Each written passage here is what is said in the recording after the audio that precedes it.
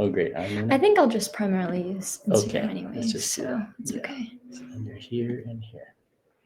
So there gets you to Instagram, right? Yeah. And then so I don't think I really even need to use You the don't other need thing. Yeah, because Yeah. I'm going to be looking on here. Hello from Switzerland and London. Okay, I'm going to do my little intro.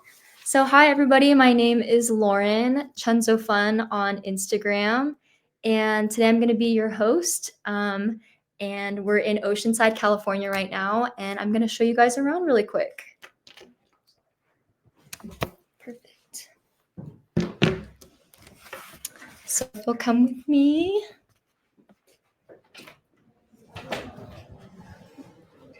So we're at Oceanside Senior Living. Super cool. We have CVS here actually.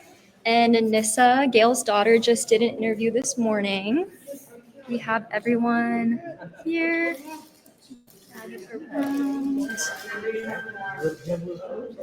Yeah. Anissa, you want to say hi? Hello. Wait, you can. Oh, it's delayed. It's delayed a little bit.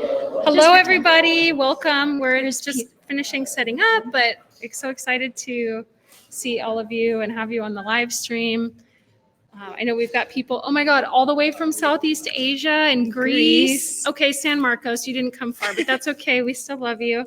From Long Island, Alabama, man, we've got them all. Yeah. This is my really good friend, Lauren. I'm very sweaty right now, but soon I'm going to put on one of Mom's hats. And hi, Quincy, I see you. Anyway, get ready for the festivities. Yes, I'm gonna continue showing them around. You can see all of the packaged. There's about 233 people right now. So you can see it's a little delayed, but everyone's saying hi from different areas of the world.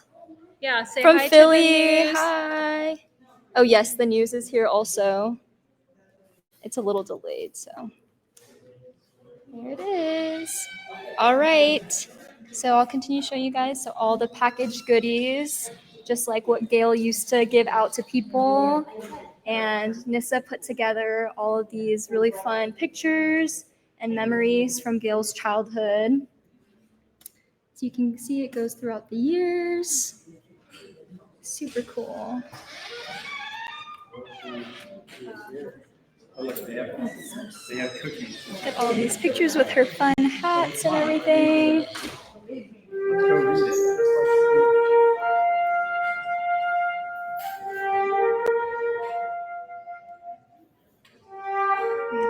Some cool music.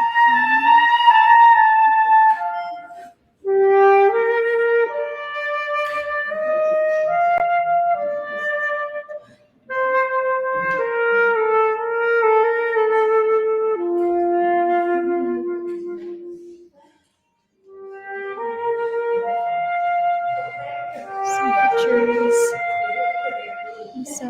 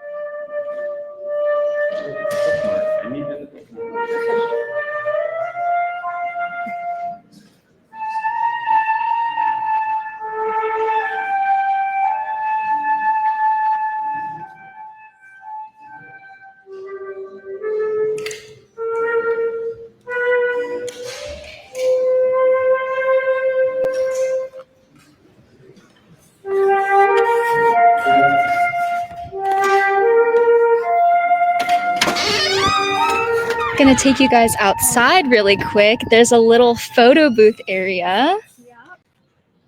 So we have all these super cool hats that Gayle used to love to wear. Mm-hmm. And a life-size thing of her. It's got so a cute. life-size Gayle. How cute. Look at all these hats. I figured, I know so many people always asked, like, I wish I could have met your mom. I loved your mom. I wanted to meet her in person. So I got the next best thing. And I also have I washed and have all of her actual hats here, So cute. so we can all wear them and take a little picture together at least. Aw. Yeah. Is that like actual life This is size? like honestly pretty life size. Mom was shrinking Yeah. year over year, like maybe a tiny bit more. but, Yeah. like it's pretty accurate. So cute. Yay. Oh, Oh, watch out! Watch out!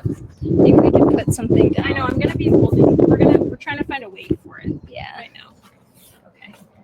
All right, so that's the outside This area. one is working. And like I said, we're in Oceanside, so we're at the Oceanside Senior Living Center. It's beautiful. Everyone's wearing tie-dye also. I hope you guys are all wearing your tie-dye too.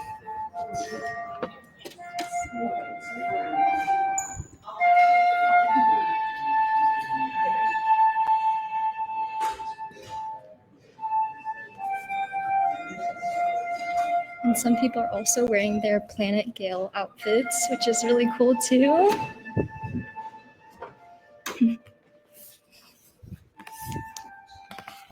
Hello. Wow, a lot of people from Texas. Wow. Scotland. Hello. Okay, if you guys are just coming on to this live, I wanted to reintroduce myself. My name is Lauren. I'm a good friend of Nissa and her partner Kelly, and I had the pleasure of getting to know Gayle these past few years. And I'm just going to be your host for today, going to be showing you guys around and showing you all the things that we're doing.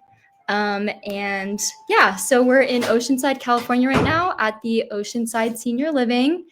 And let me know if you have any questions. And in a few minutes, I'll give you guys another look at what we're doing. Wow, hello from Africa, Brazil. You can So turn it cool. around. You can turn it around to me. Oh, yes. And we can see what Nissa's doing Hi, right now. I'm just setting up some buttons over here for people. So she has these little buttons that say, ask me about Gayle. Mine says, ask me about my mom. And I'm making you a welcome button. Yeah. And I'll make you a live stream button. Okay, Lauren. sounds good. So fun fact about Lauren. Lauren used to work. Good to see you guys. Lauren used to be my social media gal at Clever Fox. Mhm. And now I roped her into talking to a bunch of people online. Wait, I feel like I should wear a hat too. Yes. Right? I'll go get one. Go grab one. You keep talking to this. I feel like we need to send out an email though to everybody because Yes. so we're gonna need to do that really quickly.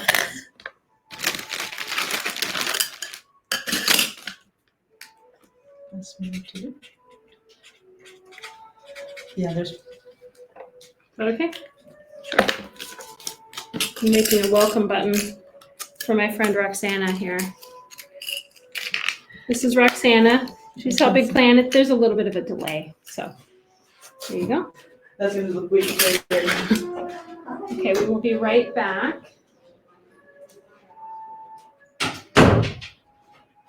I wanted to say I'm sorry to all of you if I haven't sent out the email. It turns out that there isn't really like a link to email out, but I really should try to. Oh my God, this is I amazing. got my hat. This is perfect. Okay, you've got Lauren back. This one was speaking to me. I'm gonna ask you to send me my email, maybe. Yes, I could send it the email out. I'll just should be loaded up actually. Hello from Indonesia. Wow, so cool. From That's England. my Hello. She was supposed to. Teddy is not here. I wish he was. I was thinking that too. I was like, oh, everyone would want It to see would've been too Teddy. much, she said. Oh, sending love from Vista. Yes, so close by.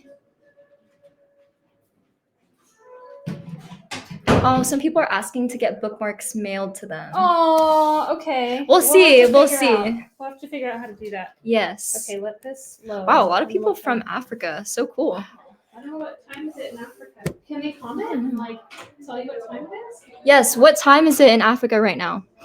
We want to know. Love from Vancouver. Hello. So if you're just joining, like I was saying, we're in Oceanside, California right now. A bunch of people are gathering to celebrate Gayle and her beautiful life.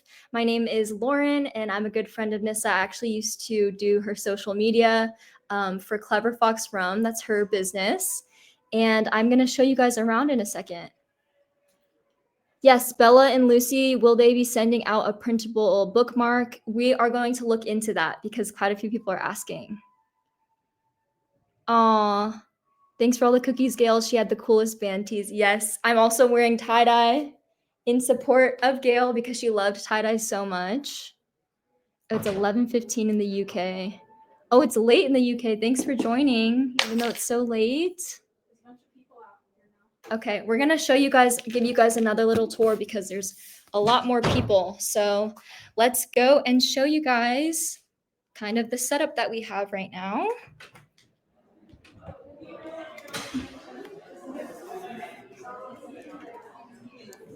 Here it is.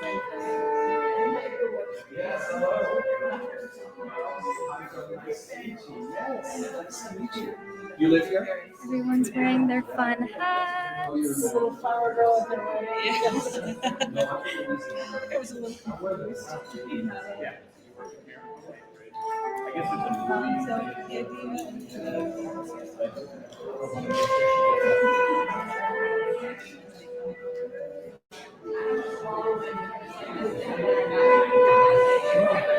We have the news here too. This is what's happening instead of MeQ.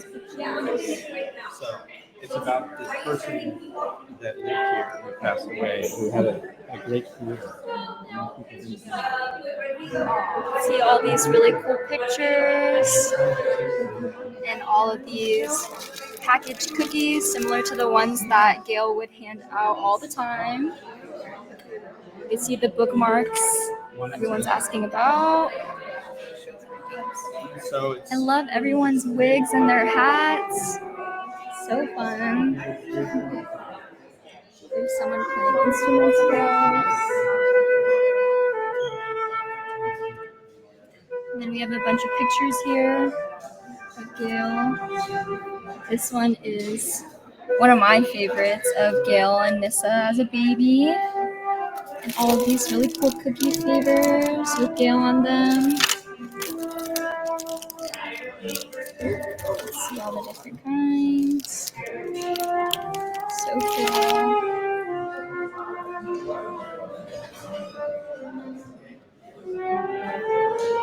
All these sweet treats. Super cool.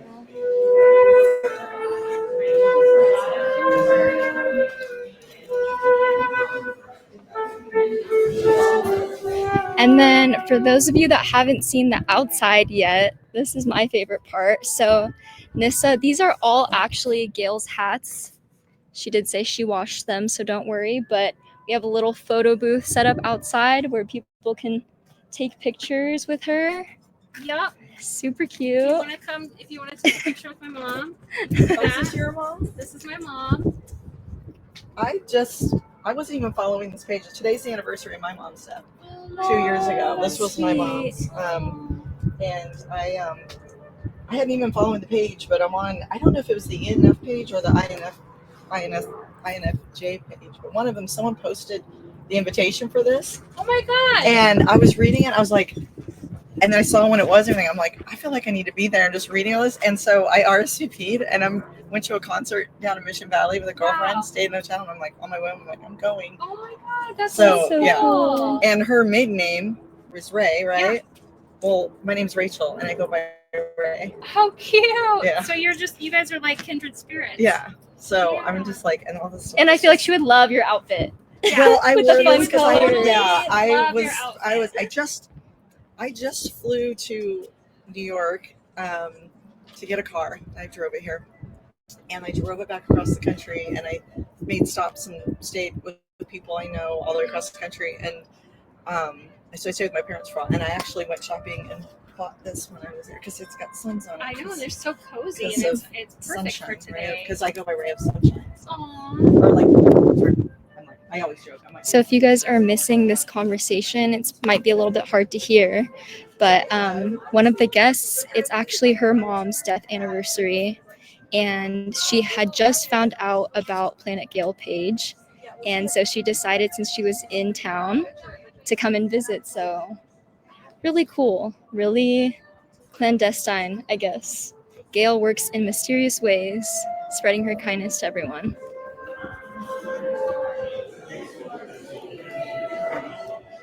You can see all the really cool wigs. Stuff. Like I was saying earlier, if you missed it, the news is here, CBS. So if you want to catch Nissa on CBS, you can see her on there.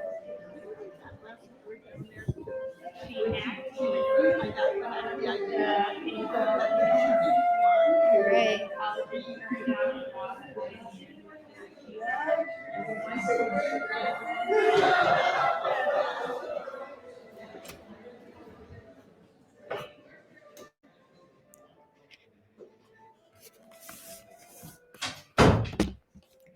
All right, so in a little bit, I think I'll have to ask Nissa, but I do know that she wants a few people here to share some of their fun memories about Gayle, so stay tuned for that. That'll be super fun.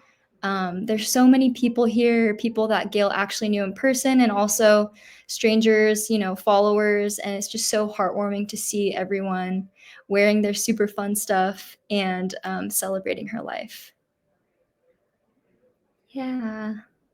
Gayle really did touch so many people's hearts. Yeah, she was the best.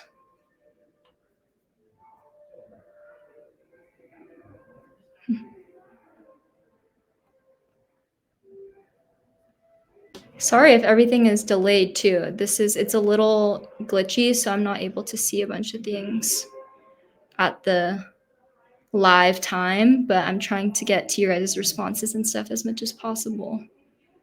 Let me know if you guys have any specific questions or anything too that we could answer.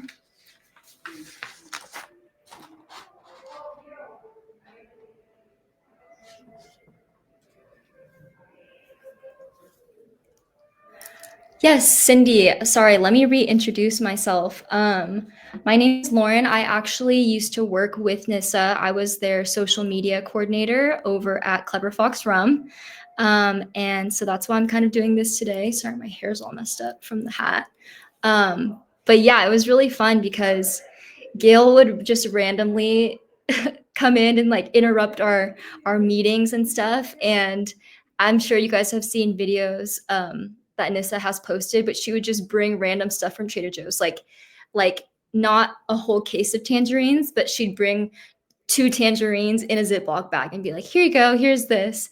And it was so funny because the first time I met her, it felt like I had already known her for so long because she just started talking to me and interacting with me as if we were already friends, like did not go out of her way to do a crazy introduction of herself or anything like that. She just was like, oh, hey, and then kept going about her day, doing things, and giving Nissa all of the Trader Joe's snacks and the random snacks that she always used to bring to her. Yes, Belle and Lucy, will we be able to see the posters and pictures? Yes, I just showed that, but I can show you guys that again. Let me try to get a close up of that for you guys. It's a little hard because there are a lot of people here now, but I will show you again.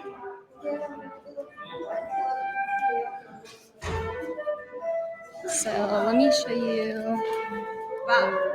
Sorry. So Nissa did them based on years. So this one is 1963 to 1967. And you can see all of these really cool pictures. College photography examples for radio days.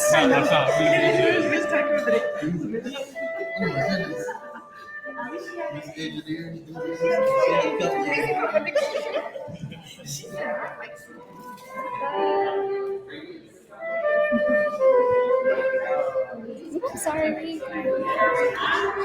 Let's see all of this.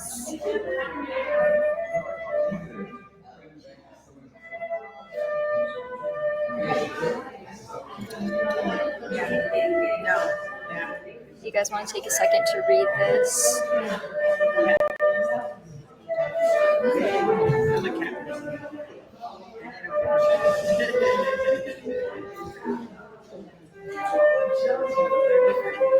Yes, I can take pictures of the posters and we'll definitely post them to our story so people can see them and read them in depth. And all of the pictures too, I'm sure Nessa will definitely want to share those with you guys too. And if you are on the email newsletters, we'll be posting updates about this event as well. And then also, I'm pretty sure the live is going to be saved on both Facebook and Instagram when you want.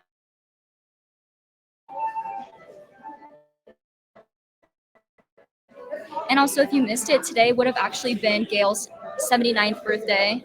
So this is a celebration of her life and also a celebration for her birthday. I'm going to take you guys over here. You can kind of see this. So it says Gayle's menu, fruit and cheese platter, bacon blue slider, cooked bacon, barbecue bacon flatbread pizza, apricot bacon crostini, chocolate Oreo mousse, and banana bread. So we have a bunch of these packaged goodies here. You can see this whole beautiful spread of food. There's a bunch of bacon items because we know how much Gayle loved her bacon. Let's see everything here. Look at this humongous tray of bacon. Hopefully you can see everything.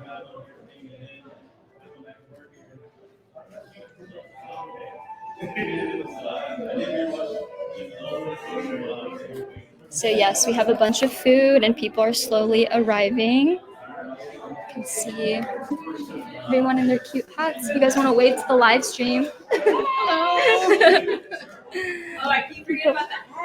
Yeah. Everyone wearing their fun stuff.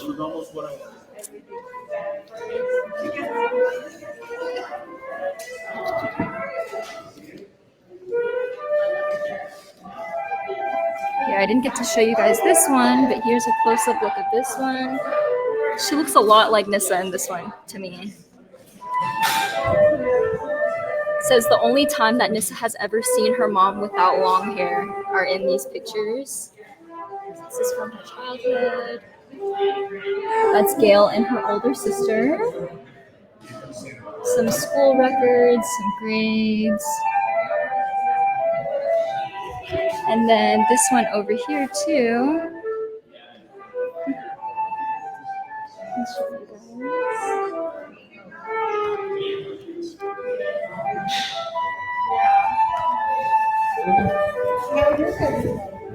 And like I said, we will definitely post all of this later at a separate time. And if you haven't joined the email newsletter, please do so because all of this will be on there as well.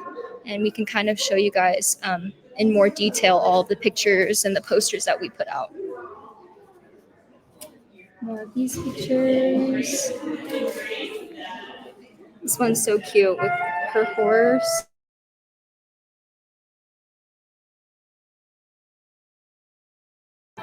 Song.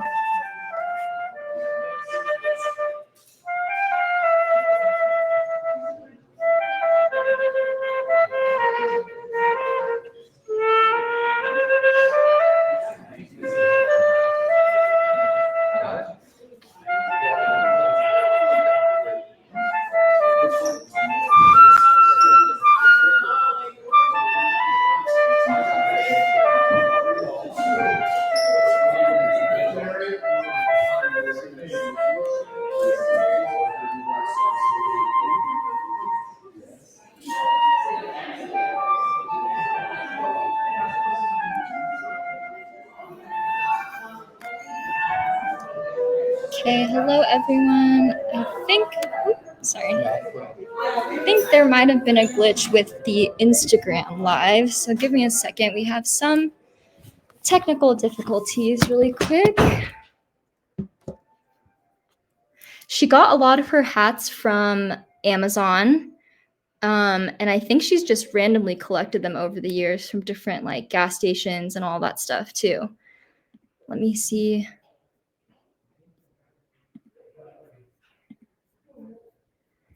Okay, give me a second.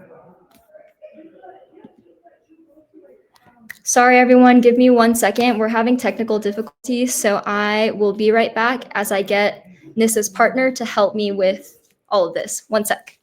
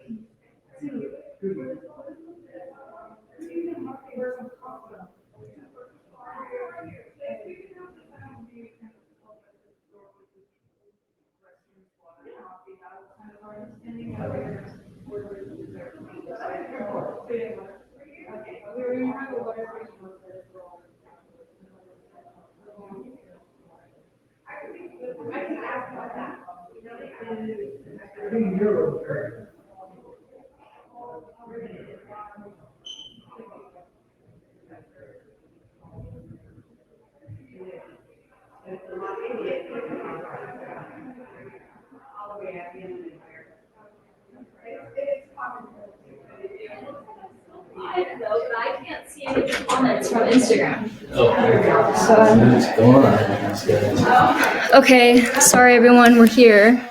Okay. So Let's see what's it going just went on. back to the main page. That's always I mean, we could always end and then redo it too, fun. but I don't know. It says we're going here. It says we're still live, but you don't Right. have access to the. Yeah, I don't see Okay. anyone's like comments or anything. Do I have to go to the dashboard? Oh, Is this us? oh, Can we why do is it? I mean, we could always end and redo It's it. delayed. Delaying, or yeah, it wasn't doing that before. We're like sort Someone of live. said, "Hi Kelly, how's the leg?" It's healed. Hey there. Hey, our great good friends in Portugal. Oh, cool. My leg is healed up. Okay. It is delayed, yeah. I mean, it's been delayed this whole time, so I think we're good. Okay. All right, So thank I think you. that was it. Yeah. Okay. Maybe. Oh, you saw what I did? I was just kind of poking at stuff. Feel free to poke at stuff. Someone said, "Hi Kelly." Yeah, I think we just re-click on our own thing, Yeah, and we then did. it'll They go to the broke it and live. I went there. Oh, Yeah. And at least I it don't like hearing my own voice. allowed you to, right? Yeah. Okay. Good. Thank you. No problem. Yeah, I'm just out there at the share your story station towards the end. So Oh, I didn't see that. Are people over there yet or no? There's 2 people writing. So they can write down. Oh, they cool. can write down stories that they want, put in a box, and this will share it to the Planet Gayle. Oh, cool. Planet Gayle. Okay. all of it. Maybe I'll show everyone. I'll take them over there.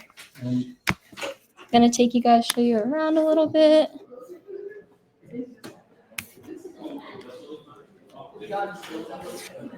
For those of you just joining, hello, we're in Oceanside at the Oceanside Senior Living Center. And the news is here. So, yes. And, sorry. And everyone's kind of just looking around.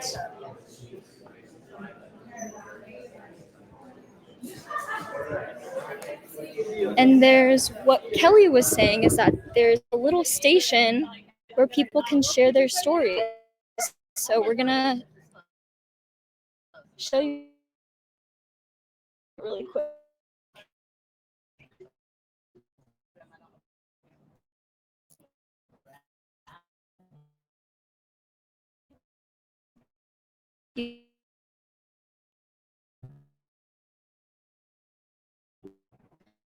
Hello.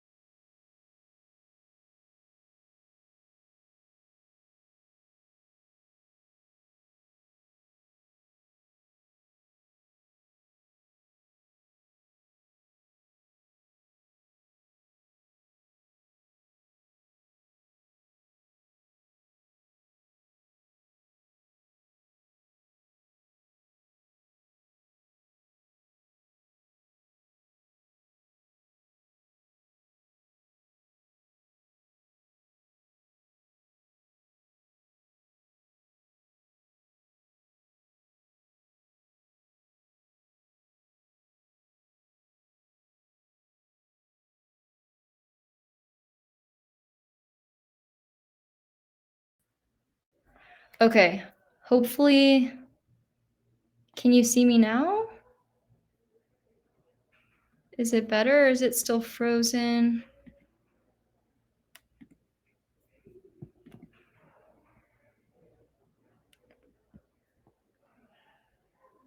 Okay, some people are seeing things. How's it going? It's this Wi-Fi is really bad. It says they can't see anything. Oh, can you see me now? The Wi-Fi's bad? Is it just bad? Okay, I'm back. Yes, it worked. It's because I went too far because I was trying to show them where people can share their stories, and the Wi-Fi and just it, like, lost connection. disconnected? Yeah, so I just have to I'm stay gonna in get this I'll area. get this set up so that we can send a quick email. How's it? Oh, going this out is here? Nissa, by the way. Hello, everyone. So good to see you all. Sorry we were having technical difficulties. Yes. I'm doing my best over here to send out an email to let you guys all know that we're live. So what were you saying, Lauren, that we're just going to email? File and click on it. Oh no, see, look, it keeps doing this. But the internet seems okay. I know, so I don't know what it is. Okay, we're back, I guess.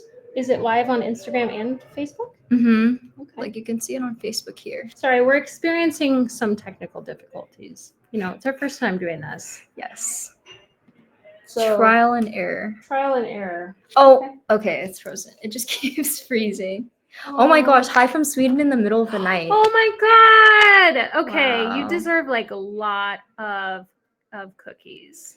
All the way San from Luis Sweden. San I'm Luis half Obispo. Swedish. Oh my god, San Luis Obispo. Ooh, Cal Poly. That is so cool. Okay, let me see if Very I can set cool. up my email here so that you can send out a quick email on my behalf. Okay. Janie Bubs has been helping me out this whole time. They said Insta's good now. Perfect. Oh, thank you. Thank you, Janie Bubs. Thank you. Hi from Czech Republic. Did they did the news come in here? Yes, they did. Well, Okay, they cool. recorded me out there. So if you're just joining, sorry, we were having a lot of technical difficulties, but I'm Lauren. I used to work with Nissa at Clever Fox From. Lauren's the She's right best. there. We're so grateful to her. This is just working on Being sending here. an email out from the Planet Gayle account.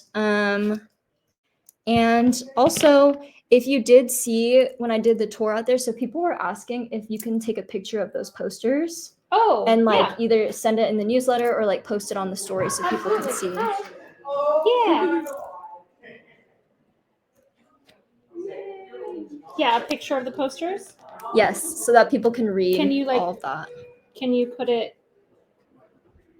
If I give you my phone, can you post it to stories? If I go. Yeah.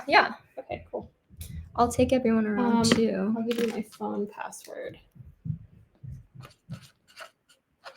Let me get for it when it Okay, thank cancels. you. So I don't need my phone. I can go out there and take Santa a couple Clarita, pictures. hello, East LA.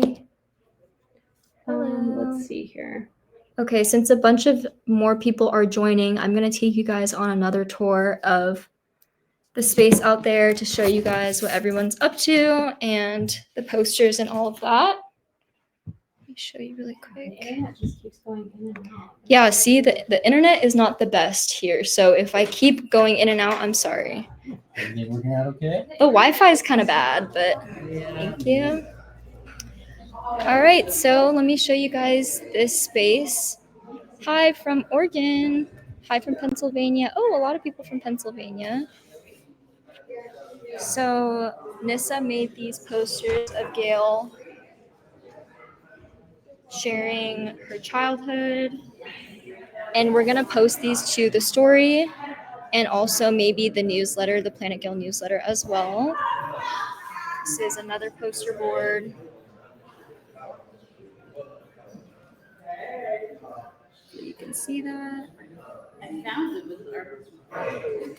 And if you guys didn't see these little cute cookies that have Gayle's face on them. It's really cute. Then there's this one from 1976 to 2015. So, and like I said, we'll be sharing this on the story as well as the newsletter. And this is the most recent year, so 2015 to 2025. So you can see all that there. And then you can also see all the packaged cookies, similar to the ones that Gayle used to always hand out to everyone. Super cute. And also, too, there's a whole food area. You can see everyone getting food and stuff. But you could see, so Gayle's menu, I'll read it to you guys. Fruit and cheese platter, bacon blue sliders, cooked bacon, barbecue bacon flatbread pizza, apricot bacon crostini, chocolate Oreo mousse, and banana bread, because we know that Gayle loved Oreos and she loved bacon. So that's why we wanted to do something like that. And also we're at Oceanside Senior Living. This is where Gayle used to live. So this is like the main lobby area. A lot of the residents enjoying the food. And you can see the huge pile of bacon in commemoration of Gayle. See all the other food too. Yes, there's a lot of bacon in a bunch of stuff. And some people were asking about Nissa's dog Teddy. He's not here. He's at home. We wish that he was, but Gayle used to always love giving him bacon. So, there's Nissa. Shortly, we are gonna do. I think they're gonna have some people come up and speak about Gayle. So they're setting up that little station. So if you guys want to stay joined on here, and then I will be showing that shortly. And there's also an outside, I don't want to go too far because of the Wi-Fi, but there's a little space out here, a photo booth where people can take pictures with a life-size version of Gayle and some of the hats. They're actually her hats, and Nissa washed them so that people could wear them for the pictures. So that's really cool too. Yes, Gayle is a forever legend. She's so cool. Yeah. This is really fun too, to see everyone in their tie-dye outfits with their hats on, all of that. You're welcome for doing the tour. I'm gonna actually, give me a moment right now. I'm gonna set you guys down because I'm going to post these posters on the story so that you guys can read them while you're still on the live. So give me 1 second.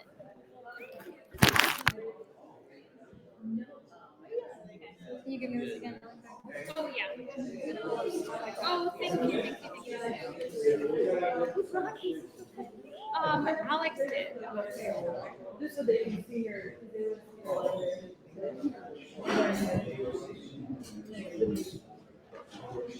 Do you want a picture with us? Yes. Okay. You want me to take it? Lauren's working on Lauren's attending to The live.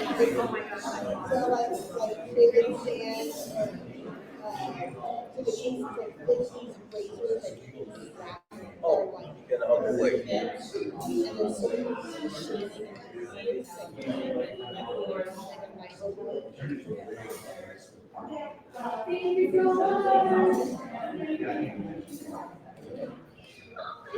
okay. Do you think about my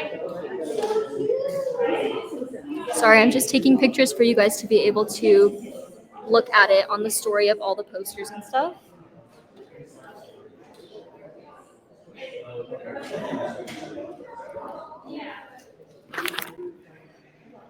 Yes, Frog Feet, she did pass away. And today is actually would have been her 79th birthday. So we're doing a little celebration of life. Yeah. I'm gonna have my sister come over and talk to the live stream. Oh, cool. Okay. And then also another one that would be great is Alex here can come in and talk to the live stream as well. I think I'm gonna take them into the room. Yeah. I think that'll be easier. That's the best. Yeah. Here, I can take these photos. Okay. The last one is just that poster. Okay. Okay, we're gonna have someone speak. Yeah, we could do one at a time.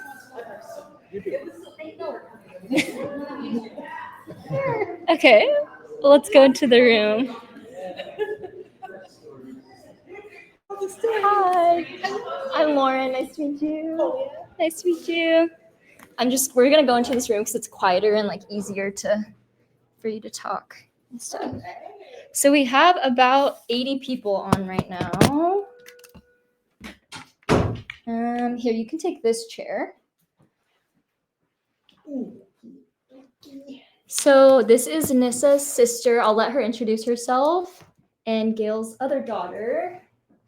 You can see everyone will like comment and stuff and say, jumping in just now, hi, no, you're not too late. We actually have our first person speaking. So you can just Hello. introduce your name. Yeah. So I'm Colia, Gayle's eldest daughter. Does anybody have any like questions? Yeah, a lot of people actually, I feel like, did have questions. Someone asked how long she's been like handing out sweet treats and stuff to people. Like, was that a recent thing, or has she been doing that for a long time? She has always been giving. One of it's sort of like when people are on the street and they ask for money, or if like, hey, I need gas for my car. She wasn't the type to like, oh, here's cash. But she's like, if you're hungry, let's go buy you food.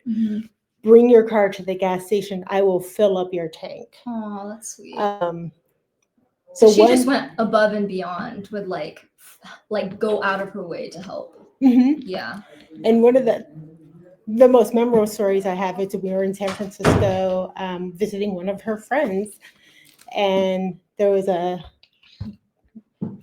was probably 9 or 10, so like my age judging isn't probably the best, but he was probably in his early 30s, and he was holding his daughter, who was probably like 5 or 6, and she was noticeably very sick. It's like, you could just tell she was miserable. And he was just, asking people for money to help buy her prescription. He's like, I spent all my money to get on the doctor appointment. I cannot afford the prescription. And it was like over $100. Like, I remember it was really expensive. Yeah. And my mom just said, okay, let's go to the pharmacy. And he's like, well, it's like, I will pay for it. Let's go. Oh my gosh. They go to the pharmacy, and she also grabbed like tons of over-the-counter stuff, to like electrolytes and like, oh my god, all kinds of things. And she bought all, and this guy's crying. And he's like, what's your address? He's like, I swear I will pay you back. And she's like, no, you pass it on when you can. That's so sweet. And like, it still just makes me like, yeah, and like, she would do stuff like that, but she did not like giving people money, because she's like, they're going to go buy alcohol.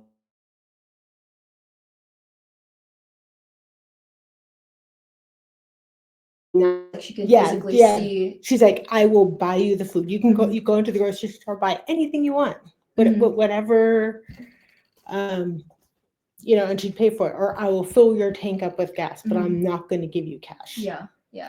Unless like some people she like knew over time, and like she would know like they're not gonna go buy drugs or alcohol. They're just having a rough patch, and they need cash to like buy bus fare or things like that. Like, so there were certain people where like she would like hand them a 20, because like she knew that they weren't gonna Sorry, I just need to grab something. Right. do anything that they shouldn't. It keeps saying no, having trouble seeing video. I hate that it keeps doing this. Oh no. I think it might have trouble. Okay, no, it's still showing there. the video here, but it's still going. Yeah, it's like usually the video's going, but I know it's going, and it's a little delayed, but and then like in restaurants, whenever we went out to eat, like the busser comes out and brings out water, she would hand him a $5 bill. oh my gosh. And be like, So he's like, but I'm not your nice. server. And she's like, no, but she's like, you're working hard, you deserve it. Just take it. Oh Oh, And, like, sweet. like anybody in the restaurant that helped us, like they would get something. Mhm. Whether, and then it's like, especially with like little kids, if they look like they were kind of sad, she'd walk up and she would hand them a magical $2 bill. Oh, yeah. She always had The $2 lucky bills $2 in bill. her pocket, and she's like, "This is a lucky $2 bill, and you keep it in your right pocket, and it will bring you luck." And like parents would just be like, What? but the kids were like, "Oh, magical $2 bill!" That's So she would go to the cute. bank and she would just like buy out their $2 bill. Yeah. They're probably like, what is this lady doing with these? That's so Yeah, so funny. it's like it was like fun stuff like that, and Oh, someone said, I love that she had boundaries in her giving. That's a good reminder to us all. Like you were saying about how like it wouldn't be just money. She would want it to be something specific towards what they need. yeah, Yeah. like That's if she, cool. yeah, and it was always like she would make sure to buy things that they couldn't like return and try to get cash Mhm. to, you know, like food you can't return it. You buy Right. food, but you know, she didn't like to like go and get food and give it to people because some people they're really worried. Like, did you Do something with anything? it, To, yeah, I yeah. have no way of knowing. Right. And there's people who, you know, they especially like interviewing homeless people. They're like, "You give me food, and like I'm not gonna eat it because you Yeah. could have done anything to it." And Right. like my life is hard enough as it is. I don't need to get sick because I can't even Right. go to a doctor. That's what she was saying. Like Like- she always want like the factory sealed stuff. That's Yeah, like she's she'd like, give that up. it's factory sealed. You know it's safe. Yeah. Yeah. And that's That's always like even in the 80s, she always did that. She was very conscious of like this Mhm. is sealed. You know it hasn't been tampered with. Yeah. And I don't know what may have happened that she decided like that was so important. Mhm. That I don't know, but it makes sense. Yeah. Yeah. You know, so That's cool. but yeah, like we originally grew up in Los Angeles. So I had lived there till it was in Conogo Park. We had an acre of land with all the wild horses Oh my that gosh. Yeah. I've seen the pictures. So cool. my mom rescued. Mhm. And yeah, I felt really, I didn't understand how privileged I was to have horses in the backyard Mhm. and have amigas in the house in the Yeah. 80s. Like I would go to school and I'd tell kids about the horses and the computers, and we're just like, what? Like what is that? They're like, what is that? Or Yeah. kids would be mean to me because I had horses, and I'm like, if you were my friend, you could come see the horses. Yeah. Like, why do you want to be mean when? So Yeah. Or use the computer, like play around with all the computers and stuff. yeah, and so that was really an interesting dynamic growing Mhm. up with, because jealousy does bring out the worst in people. Mhm. And as a kid, like I didn't understand that. Mhm. That was my normal. I'm Right. like, well, what do you mean you don't have a computer? Like, Right. what do you mean you don't have horses? It's What do you mean your mom's an engineer that has a bunch of patents like, and rescued horses? You know, that didn't really click for me until I Right. got older, and then I was kind of like, I get it, Mm-hmm. and yeah, but Yeah. it was, Oh, someone said horses and computers. What a combination. I'm a California girl. It was the best in the 60s, 70s, 80s. yeah, it was definitely an awesome childhood. I would come home from school. I would do my Mhm. homework snuggled up against my horse. Then once it got dark, then I would go in and play on the computer until it was bedtime. Mhm. So it was sort of like, Yeah. and one of the funniest horse stories I have was in 3rd grade. I was out doing my homework in the horse area, and then one of the yearlings, his name was Ruffles because his fur was all ruffly, he came over and he started sniffing the papers, and I was kind of like, go away, Ruffles. And then he bit the pages and he ripped them out of my hand, and he's trying to eat them. And so I had a fight to get my homework back, and then like half of it shredded and slobbered on. That's so So I funny. did what I could. Yeah. And then I turned it in, and my teacher's like, what happened to this? And I was like, oh, Ruffles tried to eat it. And she's like, is that your dog? I'm like, no, it's my horse. And she's like, what? She's like, sure. She's like, why? Well, she like, knew I had horses, but she was Uh-huh. like, but why would you be doing your homework where the horses could eat And I'm like, because I always do my homework snuggled up against the seat. Aww. And she's like, well, maybe you shouldn't do that. And I'm like, not gonna happen. Absolutely not. That was Wait, like, so how did your mom get into rescuing horses to begin with? so that goes back to Char. So Char is a horse that she got when she was around 16, 17. It was a wild pony roundup. And it was like you pay $25 and they bring in all the wild horses because they made the law in like, I think it was like early 1940s where you couldn't just round up the horses to slaughter them. So they would round them up and then sell them. And in this particular roundup, they also got the stallion. They gelded him and he had a hurt hoof. And when she went to look at them, she saw him and she's like, I want that one. And they're like, you don't want him. He's like 15 years old. He's been wild his whole life. You know, you're not going to be able to break him. It's like, you shouldn't, take him. And she's like, nope, I want that one. He's mine. So they're like, okay. So she takes this horse and then he wouldn't eat. He wouldn't drink. And she still brings out the vet and the vet's like, well, I mean, he has been wild. Like he's in a new environment. So what you should do is like in the very early morning when they're still dew on the ground, take a bale from the center of the stack, get like brand new gloves, roll the flakes into the morning dew, and then somehow like not let him see that you put the hay in. So he doesn't associate the food with people. I see. So her and her friend Bo did this. And then like Bo like banged So they on wake up like super early and just before the horse like woke up. Well, the horses only sleep around 8 to 15 minutes a day. They really? Okay, yeah. I didn't know that. They'll kind of like stand there and kind of like doze. Oh. And that's like them sleeping. So horses are up like all the time. But so they roll this flake in the dew and Bo bangs on the pipe fencing. So Char is looking at her and then my mom throws in the flake, but then Char wheels around and is like staring at her and she's like, oh, great. He just saw me put in the hay, like, and then Char's just like, it's like suspicious. Like, this suspicious. And he kind of like walks over and he's like, smells the hay. And she's like, and then he smelled the hay. And then he really smelled the hay. And then he kind of like walked kind of close to her and kind of like sniff. And then went back and sniffed the hay. And she said, like, he gave me this look of like, if you're going to do all this trouble, fine, I'll eat. And then he just started eating. And then they kind of like developed this bond because like Char realized that she went above and beyond for him. And so he made that connection. And they were attached to the hip. And then he passed away in 1976 because my mom was pregnant with Wolf in, I think it was 1976 that he died. He died on Leap Day.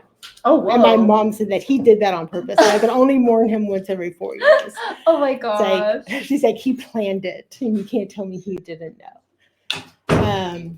But she was devastated from losing him. And then one of her friends at the radio station said, hey, we should write to Wild Horse Annie. I don't know who this was, but apparently in the 70s Annie was very, very well informed about wild horses. And so my mom sent her a photo of Char and she said, oh, that's a Barb. No wonder you loved him. They're amazing horses. Here, contact Jeff Edwards. He rescues Barbs. And so then her and Jeff Edwards connected and he was in Pasadena? So city that started with a P. I want to say it was Pasadena. And then so she started helping him rescue the horses. Oh my god. And she would like take in kind of like the misfits, the foals without parents, and, so she was kind of doing like the harder horses to place because most places when they take a wild pony, they want to like break it and turn it into something rideable. But the horses that she took were either older or so young that they couldn't just be trained. Oh. Do you want to scoot this over just a little bit so she's looking more in the camera? Oh, sure. The audience. Like she's speaking. It looks like she's speaking to all the okay. Well, we'll reintroduce ourselves anyways. Hi, if you're just joining the live, this is...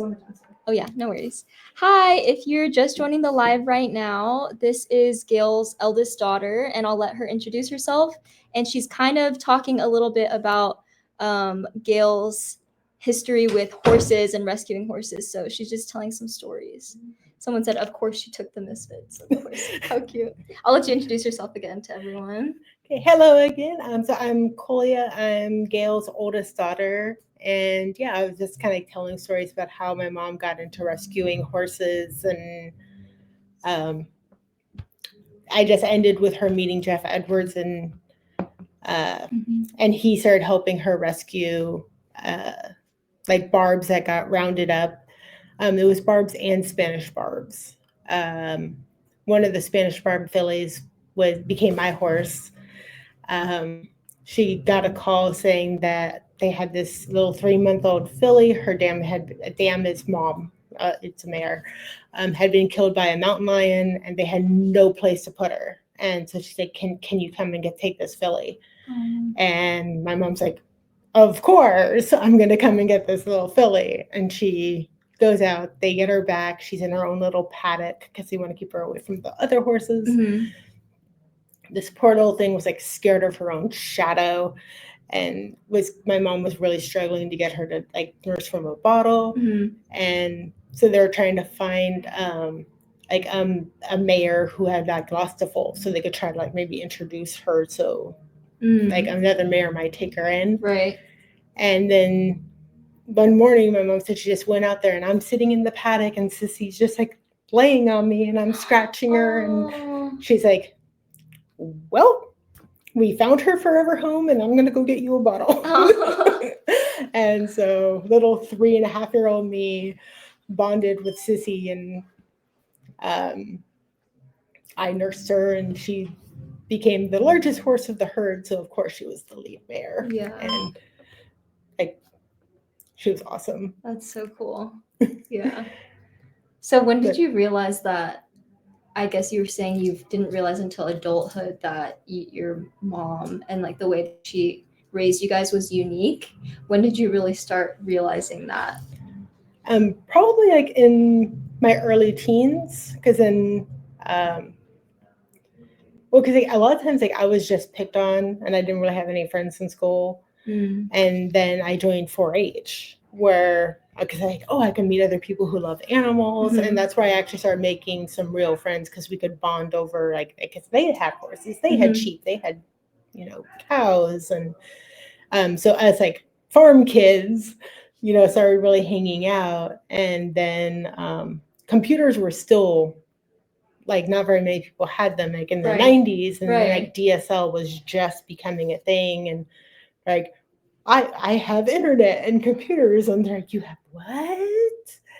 And so it was like really cool making friends and like introducing them to computers. And so then we would play with the animals, and then we'd go inside and we'd play video games. And that's so cool. My mom had an open door policy. Like the front door was never locked. And like all of our friends, it's like, if you need a place to go, if you're hungry, anything, we don't even have to be like the home. hangout spot. Yeah. Yeah. We'd come home, and there would be kids just like sitting in the kitchen doing homework, eating, heated up frozen burritos, because they really didn't want to go home. And at that point, I didn't quite understand like how dysfunctional some houses can be, and how the kids were so grateful to have a safe place that they could go. And so like, I don't have any children, and like I don't really know any kids, but I always try to like keep that aura around me, like this is a safe space. Yeah. Like if you need a safe space, like we can create that for you, and be that, like be what you need at this moment. And that's, a lot of people don't, I guess it's hard to put yourself in somebody else's shoes and see how they're feeling. And I guess I get a lot of that from my mom, just being really like empathetic and sympathetic, but also you have to keep your boundaries. It's just like, I will help you, but you can't cross my boundaries. And I think a lot of times that gets lost in your everyday. It's just, either like, you just kind of like, I don't see that, so I'm not going to acknowledge it. So you have like the blinders on and just kind of focus on what you need to focus on, which is okay. Like sometimes it's like you can't, help those around you. You have to focus on yourself. But it's just like when you can, like if you see a situation where like I can help here, and then like you going in and you helping, it's like that makes a huge impact. And it's also self-rewarding because you're just like, I feel so good. Like I made their day better.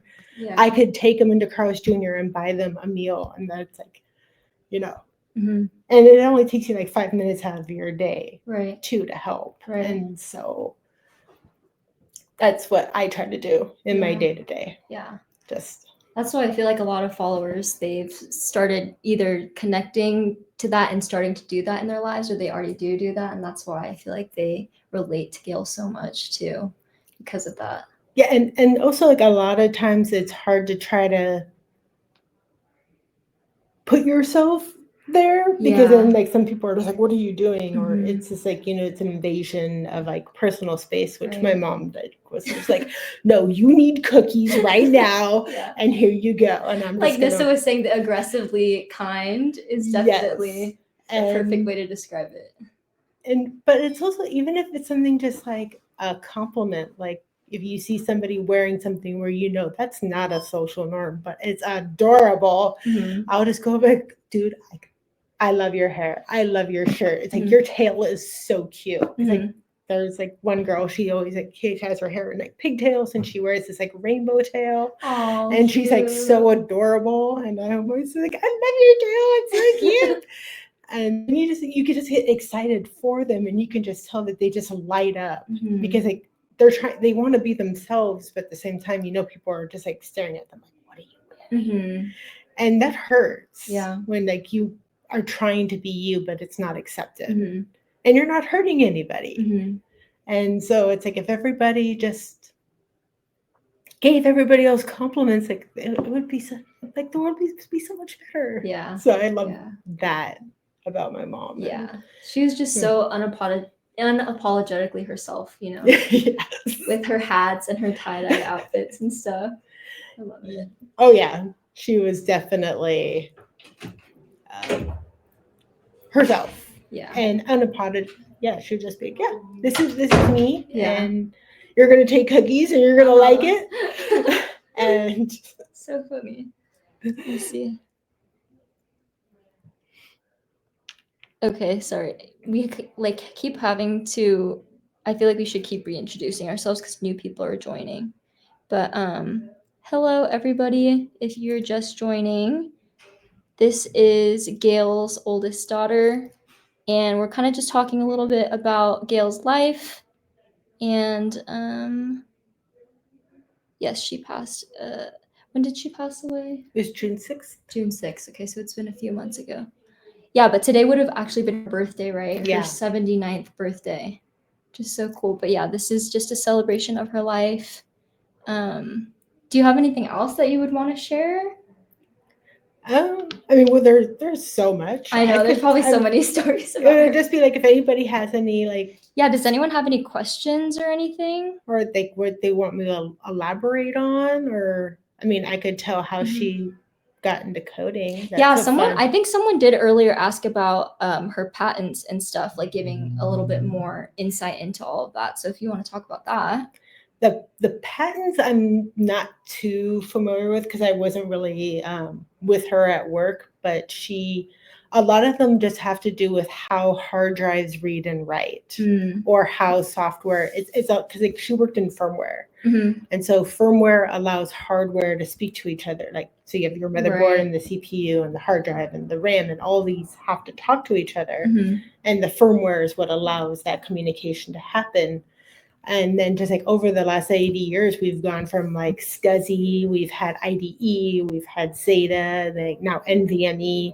So like there's all these different firmwares, and that's, the evolution of like how we can make them communicate better and faster. And so that's where her patents, a lot of them are lying, and just how devices can communicate to each other. I see. Okay. Yeah, you can go into like her coding, how she first got into that. So what she did was when she was in college, and you had like the punch card machines. Yeah. And the college that she was at actually did have networking and like kind of like the first internet. Mm. And she was tinkering around, just kind of exploring, and she got herself into some mainframe. And Oh she my just gosh. started asking questions like, how much hard drive space do you have? How much RAM do you have? Like, she wasn't doing anything malicious. She Yeah. was just like, because she's like, this is like a huge like network that I'm in. Yeah. And it said like its gigabyte or its like data space was in the terabytes. Whoa. And she's like, out. Like, she's like, I'm not where I'm supposed to be. And they traced her, of course. Oh my gosh. And some gentlemen showed up to the college and they're like, okay, who controls this console? Uh-huh. Because this console got into our stuff. And so it was actually Teledyne. Uh-huh. And when they found out it was her, they're like, so you got two options, jail or a job. Oh my god. And she's like, I'll take the job. And because she was really good at what she did. Yeah. And so then she started writing defense code at Teledyne. Mm. Just by That's crazy. That sounds like a movie. Yeah, she accidentally hacked into a government computer. That's crazy. But because she did nothing malicious, like Mhm. because they could see exactly what she did, it was nothing like trying to read the data. She was just like curious. La, la, yeah. Yeah, la. Oh, that's a bear. Run away. Yeah. Kind of like Goldilocks in the woods, and you find the wolf. It's kind of like that. And then, so they had her writing code, but she didn't even know what she was writing. Mm. She wasn't in any like high clearance area. She was just in the middle of the floor in a cubicle. Nobody looked at her twice. They just said that she was like running. They wanted her to write code that they would build on top of it. Mm. And so essentially it was just kind of like a video game to her. She was just like, okay, I'm just going to write this friend-or-foe code and it's going to identify all the bad jets, so the bogeys, and then all the good ships, which is like my team. So it's like my team versus their team. And they told her to have it track 16 targets. And she's like, in a dogfight, 16 targets is nothing. I'm going to have it track 32. Uh-huh. So then she doubled that number. And then they had like a 4-star general come over and said, okay, we're going to go test the code. And they loaded it into, she said it was essentially like 2 like gaming controllers, where it's just like almost like an arcade game type thing. Yeah. And they would fight each other. And he would attempt to blow her up. Oh my gosh. And he she was doing fine until he hit her with a SAM, which is a surface to air missile. Oh. And she was just like, that's cheating. That was a SAM. And he's like, and you're dead. And she's like, but that was a blank, blank, blank SAM. And he's like, and you're blank, blank, blank dead. She's like, no. So she goes back and she configures the code that if it can't identify an object within 5 seconds, it is priority number 1 and it gets blown up. So that's how 5 seconds. Yeah, it's like, well, because it should respond if Pretty like an quick, F-14 comes into range, it's going to be like, hi, I'm an F-14, Right. Because they're kind of broadcasting what they are. But a SAM doesn't respond, Right. Because it's a surface air. It has nothing to like, oh, hi, I'm a SAM. I'm going to blow you up. Yeah. So surface air missile becomes priority number 1 and it blows it up. And that code got put onto the stealth fighter. That she had no idea that she was writing. That's crazy. Because they're like, all the spies are in the clearance area. There's nobody out here looking at what you're doing. Right. Another funny story with that was because she was pregnant with my sister at the time, Nissa. Oh, sorry, I'm reading people's comments. Someone said, this is fascinating from someone who's starting in computers not much later than that. Cool. Oh, he keeps doing that. Every time I talk to the thing, I swear it glitches out. It's like she wasn't just starting with the computer; she had already had that knowledge. Right. Oh, there it is. Oh, someone said, Okay. I hope Gayle's watching down and loving all of this. I want to think that she is. She definitely is. But the other really funny story with that was because she was pregnant with Nissa, and so she would have to take pee breaks, obviously. Oh, like while she was working this job. Mhm. Okay, yeah. But while kissing code, Yeah. because they would be in there for hours. Right. And so she was like, he's gonna mess with my code. I know. While he she's is." like in the And while he- bathroom. So she put in a fail safe that if the codes are edited before takeoff to alert the pilot, and it actually back saves like the original code. So it wouldn't mess with it. Yeah, it will not overwrite the original code. It saves it into like a .back file. So it's like it's backed up. And if the pilot says no, it wipes out whatever was programmed and it reloads the original code. So she put that into it. And then sure enough, she comes back from the bathroom and they go to start and the sign comes up and it's like, your codes have been edited. Do you want to go with the original or do you want to use the new ones? She said, like, she leaned over and she's like, I'll use my code. Thank you very much. And he's just like, wait, what? And he's like, don't touch anything. He comes over and he looks at me. He's like, that is genius. He's like, I love that. Oh my gosh. And that actually did prop up on a stealth fighter one time. Wow. And a whole like base went on like lockdown. That's because somebody did crazy. mess with the code of a stealth fighter. And she's just like, well, I just don't want him to mess with the code while I'm in the bathroom. Yeah, she's like, I don't want to get blown up. Like she thought it was like a game. Like it's she's so funny. Oh my god. She had no idea it was actually going into a fighter. The other thing that she wrote was the air-to-ground tracking control for honestly, it was like the Tomahawk missile or one of the missiles on a chopper. I don't remember exactly which one. But she somehow found herself in a meeting with a 5-star general. She's like, I don't even know why I'm here. Yeah. She's like, why am I here? And they're like talking about the air-to-ground tracking within 100 feet of target. And of course, my mom being my mom, are you out of your bleeping mind? ... Sir. And then he turns, he's like, well, what should it be?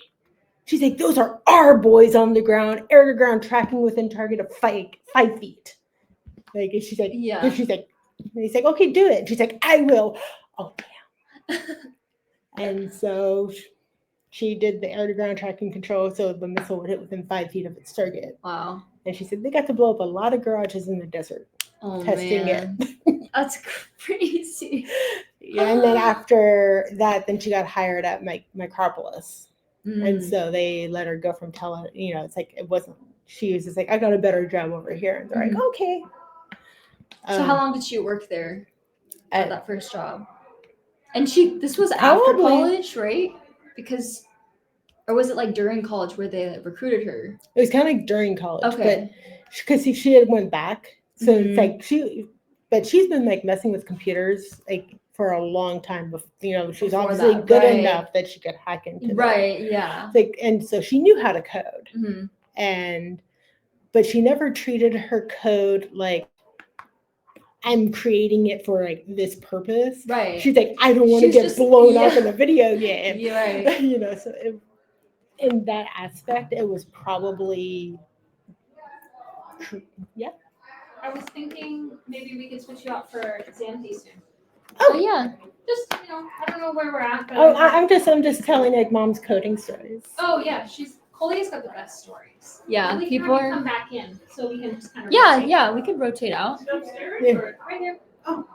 But did you want to finish up a story? I think that was pretty much it. Yeah. For that one. I That's just heard cool. about like the Tomahawk missile one. A lot of people liked it. Hi, I'm Lauren. All right, well my older half sister is gonna come in and share some of her stories. It was a pleasure talking with all of you, and they'll probably have me come back in later. And always, if you have any questions, like you can DM Nissa, and we can answer them for you. There's so many stories that Yeah, I guess that I'm make- sure. we're writing a book. They said, love the coding stories. Yay. The code, the how she wrote the friend or foe code for the Soul Fighter. It's a good story. I don't know if I've ever heard that. Watch the podcast. You never heard that one? Oh, I'll have to tell you later. Okay. But I'll let you swap. I'll just hang out and like listen. Yeah, yeah. Join in. It's okay. I can help you out. Yeah, thank you. If you're new here or if you just joined, we are at Gayle Celebration of Life and we're in Oceanside. And we have someone who's going to talk about Gayle some more. So you want to introduce yourself? Is it? So it's a little delayed. Oh, so you won't be got able to see it. yourself immediately, but people are messaging. So some people are saying, like, can't wait for the book to come. Yeah, there's a lot of people from like all over the world. Hi, Renee. Hi, Crazy Addie. Everybody who's here. My name is Xanthi, and I am Gayle's daughter by marriage, and I've known her since like 1974. I was at their wedding, my dad and oh, Quincy, hi, how are you? Good seeing you. And Someone from the Philippines too. someone from the Philippines. I was there in the Philippines in 1991 for about a year. Whoa. But she's always been very supportive and very generous, kind-hearted. One of the best people I've ever known. Much better than my mom. So don't tell her. See who else is there? We got Cheesecake Day and Someone from England. Wow. Super cool. yay. But yeah, if you wanted to just share like maybe a fun story, fun memory that you have with Gayle or anything. I mean, I'm sure there's a lot. So Yeah. Trying to think of some of the best ones. I remember, what was the restaurant that we went to in Canoga Park that had So the those cheese Solly's plates? and Abe's Deli. It was Solly's and then they changed it to Abe's Deli, that one. That one, yeah, it was right on Parthenia. Remember that? Is it the one where we got kicked out of because Wolf broke the ketchup bottle? Well, That's a good story. I remember a certain middle sister of mine that got a virgin. Oh, Garcia's. Yes, you got a virgin margarita, But it and wasn't virgin. it wasn't. Yeah, and I was so what, they swapped it 7? out, and let's order you a virgin one. You're like, I don't like it. It doesn't taste the same. Yeah, and you were probably Like 7 or 6. I was thinking 5. So. Maybe. But that So was with funny. Jordan's mom, who was the alcoholic. Oh, wow. says Gayle reminded me so much of my mom who passed away 3 years ago. Watching her videos reminded me so much of being with my mom. Carlo, Oh, that's sweet. my condolences. So, Let's see. Do some prompt questions. yeah. But do you remember any like fun stories with the horses? I do. I remember the very, very first time I've ever was on a horse. I don't think it was Shar. Did we have Shar in Parthenia? On Parthenia? I don't think Like, so. so Char probably passed Char. away shortly after, because he passed away in 76, right? Yeah, I think that was the very first horse that I ever got on. And she always had like 3 or 4 in the back. And this horse like was bareback and took off, and I just grabbed the mane and I was like, oh, and she's just like, it's fine. You'll be okay. Nothing's going to happen. And I'm terrified because I've never been on a horse before. Like, yeah, I distinctly remember that. So nothing happened. You were fine. I was totally fine. Cookies in her memory. Oh, thank you, Kabo. Oh, that's sweet. Yeah. What else? I know one time in Canoga Park when I lived with you guys, 1984 or 85, I was hitchhiking to work. I worked at Taco Bell, and she caught me. She's like, "Get in the car. I'll give you a ride. Don't ever do that again." Actually, she really wasn't mad. I don't think I've ever really seen her angry. She's probably just more worried than mad. Yeah, like what's this? It was like when I hitchhiked caught to school. Nissa and Katie hitchhiking. I got mad at them. I was like, no, girls, absolutely Wow. not. I flipped a U-turn and Oh my god. Wow. I'm like, I'm not gonna tell mom and dad, but because like, nope. Yeah, but she never hitchhiked again, as far as I know. Watching her bring you warm fuzzies. So you said that she never would get mad at you guys? Or like Mhm. yell? It was kind of indirect. She would be disappointed, Mm. Yeah. frustrated, Yeah.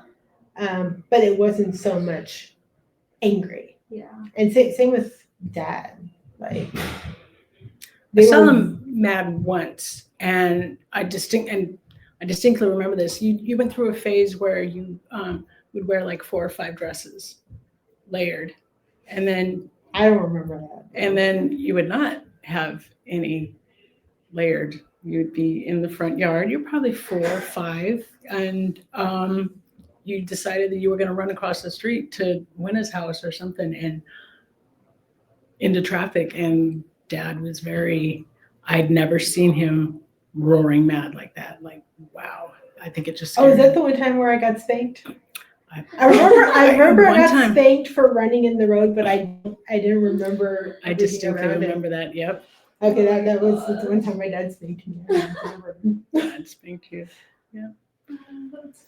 I didn't run into the road again after that. No. I don't I know. think You learned so. your lesson. Yeah. Let's see, what other? What's one of the weirdest or funniest things that she's ever said to you? If you can remember. Let's see, the weirdest thing she ever said to me. Weird thing. Yeah.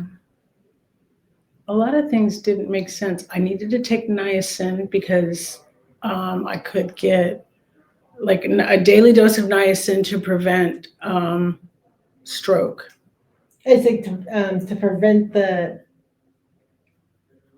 buildup in like the plaque in your Yeah. arteries because it Yeah. helps expand your arteries. Mm. And so she was just like, you take niacin to help prevent.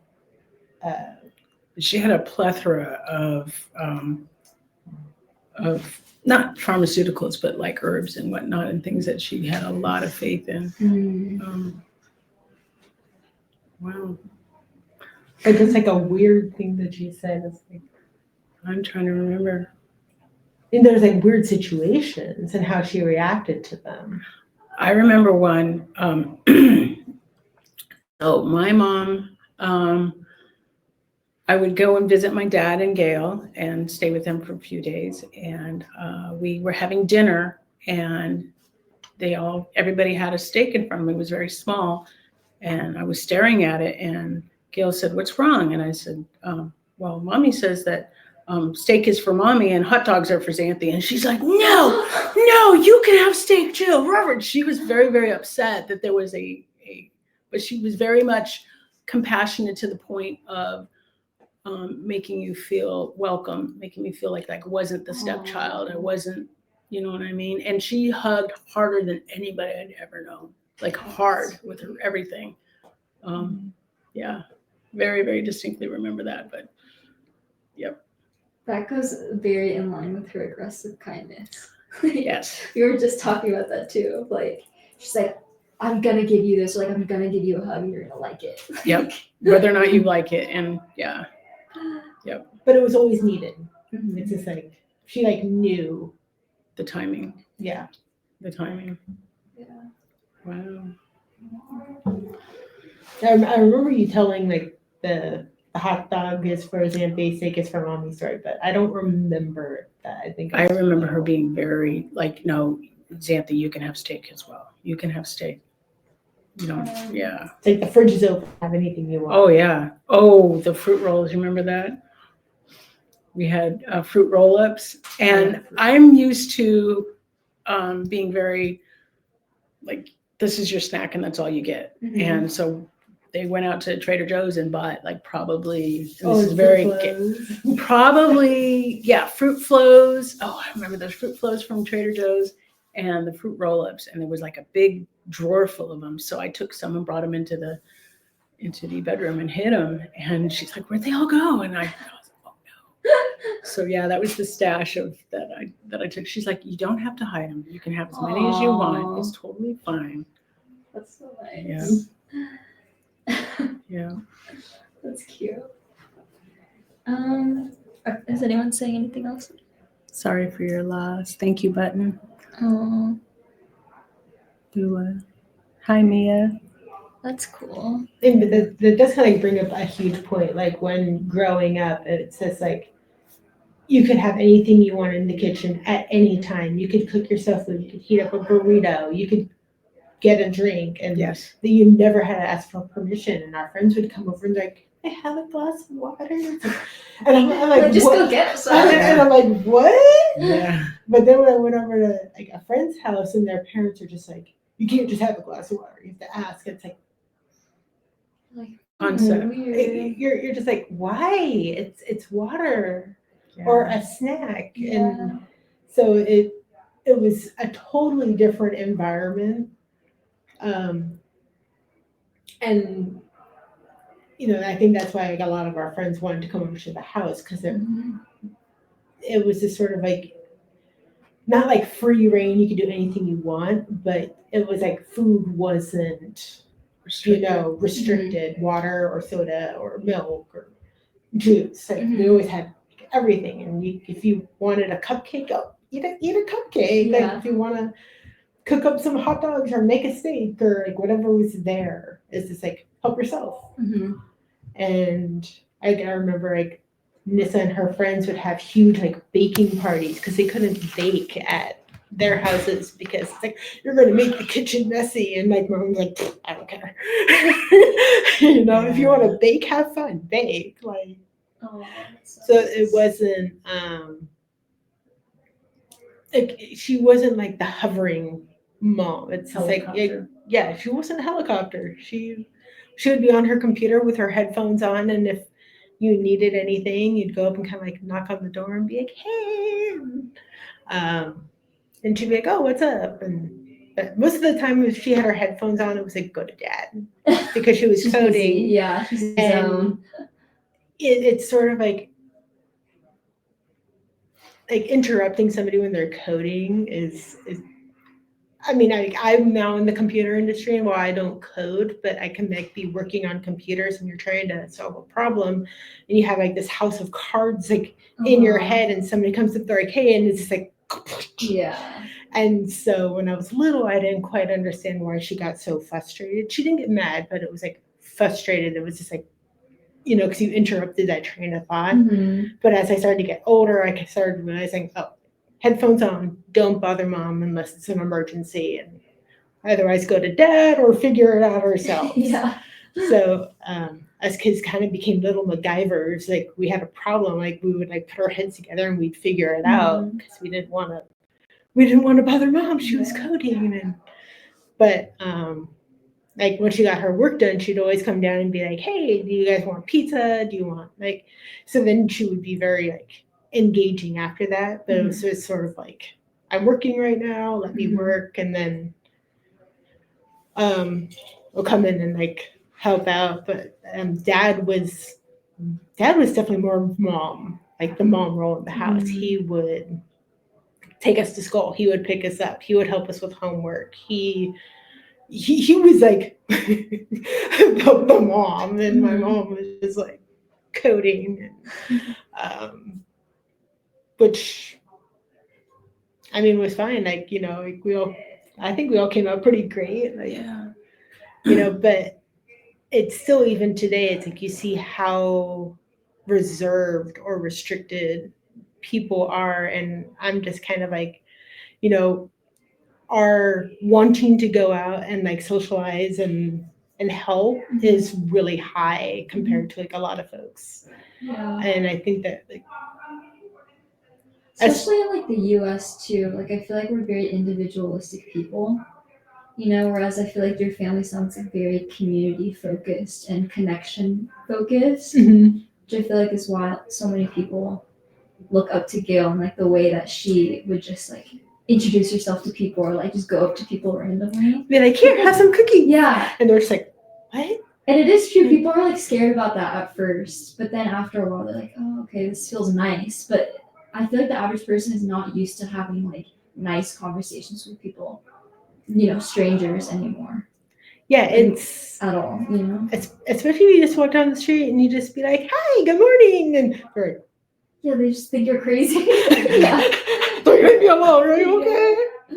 Yeah. Have a good day. Yeah. But I'll get a lot of that like at work because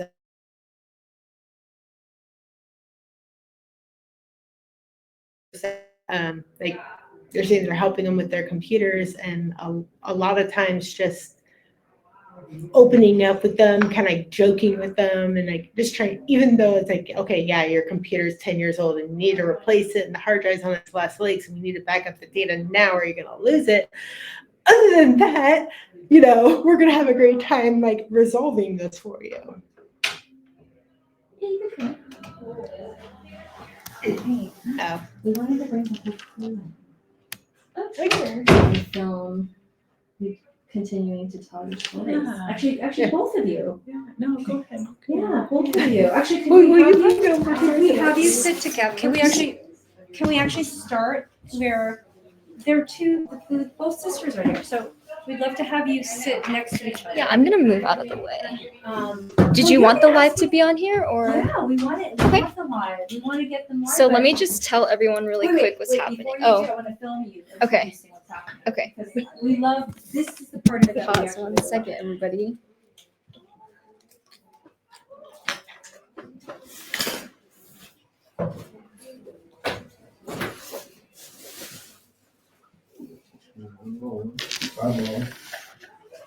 All right. So she's gonna intro what's happening. Okay.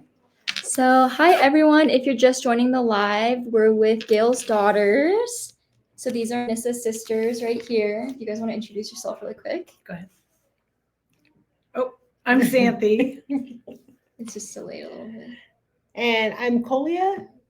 And then we I think I'm a actually- bit off the camera. But Oh, okay. I can move it. There we go. Oh, there we Okay, go. that's much better. Okay, and then I also want to show them that we're getting filmed right now. But we were just sharing a little bit about Gayle and what it was like growing up with her and stuff. You guys have any other stories that you want to share? What's your favorite? Well, I already told about like the San Francisco story. That's like kind of like one of my favorite memories. But there's so many. What happened in San Francisco? It was like a guy with his daughter, and she was really, really sick, and he was asking for money for her prescription because like the prescription was over $100, and mom was just like, let's go to the pharmacy, and so we all went to the pharmacy, and she also grabbed like electrolytes and like all kinds of other stuff, Wow. and then she paid for everything, and he's like, what's your address? And I swear I'll mail you a check. And she's like, no, you just pay it forward when you can, and you take care of your little girl. And I mean, I was probably like 9 or 10, but I'm just like, that's so sweet. And I felt so bad that she was so sick, and like she looked miserable. I don't know what she had, but like, Wow. she was really sick. And that's a good dad Yeah. right there. So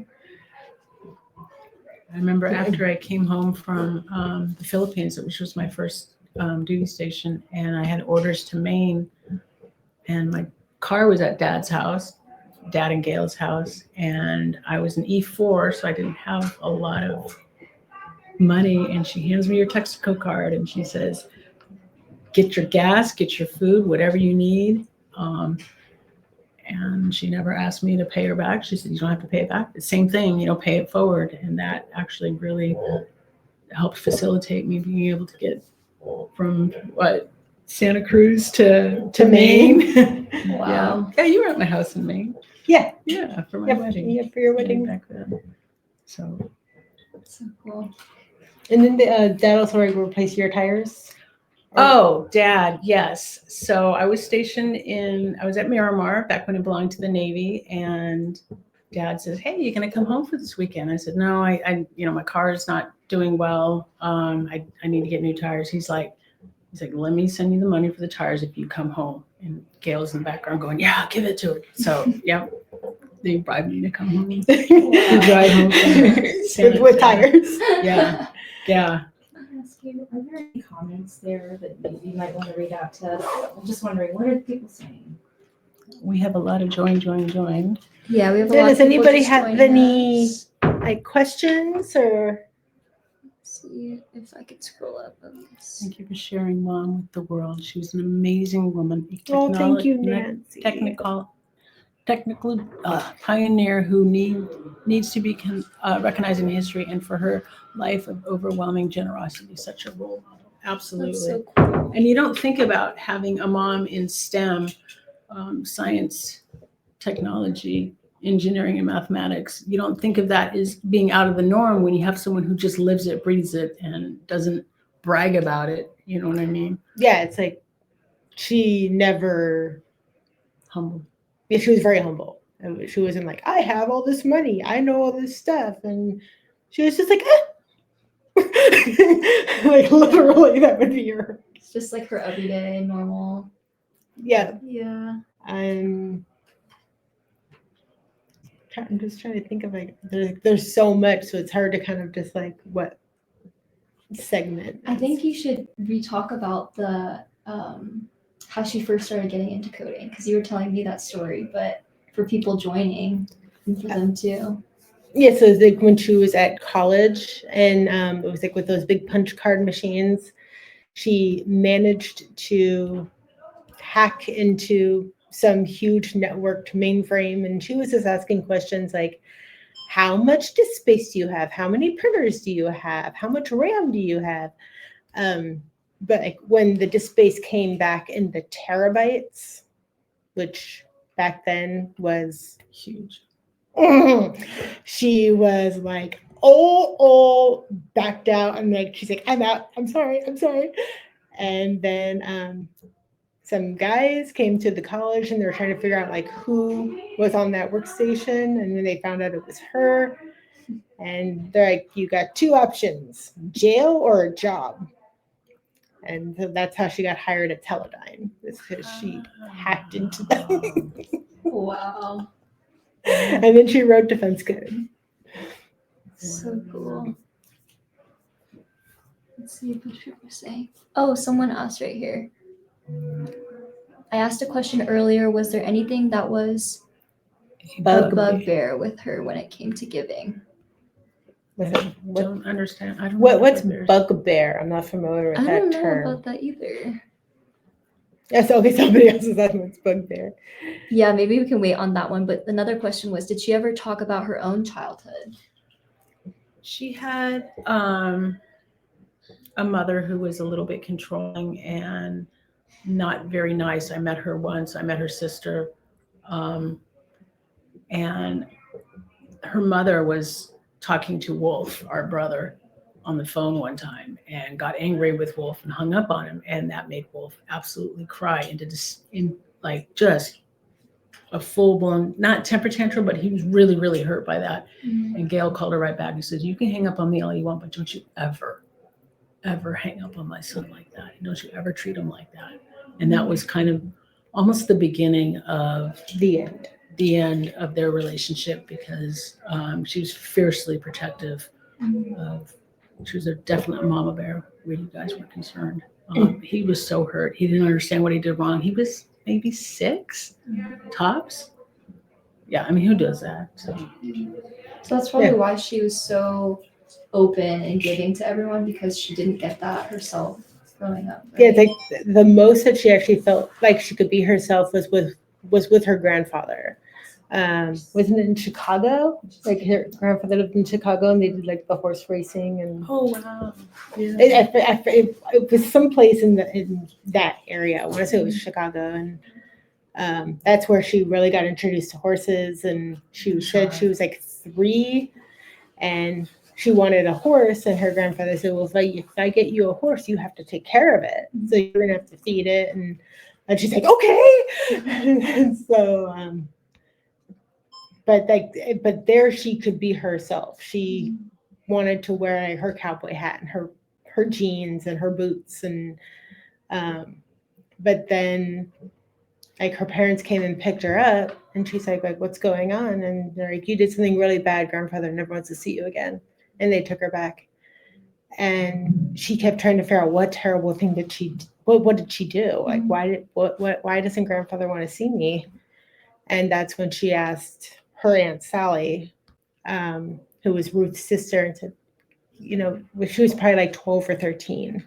And she's like, do you know what I did that made grandfather not want to see me anymore? Because I can't figure it out. And Sally was just like, honey, he died of cancer. Oh man. And it's like, and so instead of her mom like saying, grandpa died, she did something terrible and he never wants to see her again. So mom confronted Ruth, who was like, I call her Ruth. So I don't want basically to. that just shows like how she dealt with situations is instead of trying to be nice to your mom about it. Yeah, she blamed your mom saying you did something. Yeah, it's like you did something terrible. And then that created a rift between Ruth and Sally. And so Ruth got, like, she cut off Sally completely. Wow. It's like, how dare you, change like what I said. And then when Aunt Sally died she also had lung cancer. And the funeral was actually going to be on my 11th birthday. But Ruth called and said, if you go to her funeral, like, I'm disowning you. And my mom said, that's my Aunt Sally. She said, of course I'm going to go to the funeral. Yeah.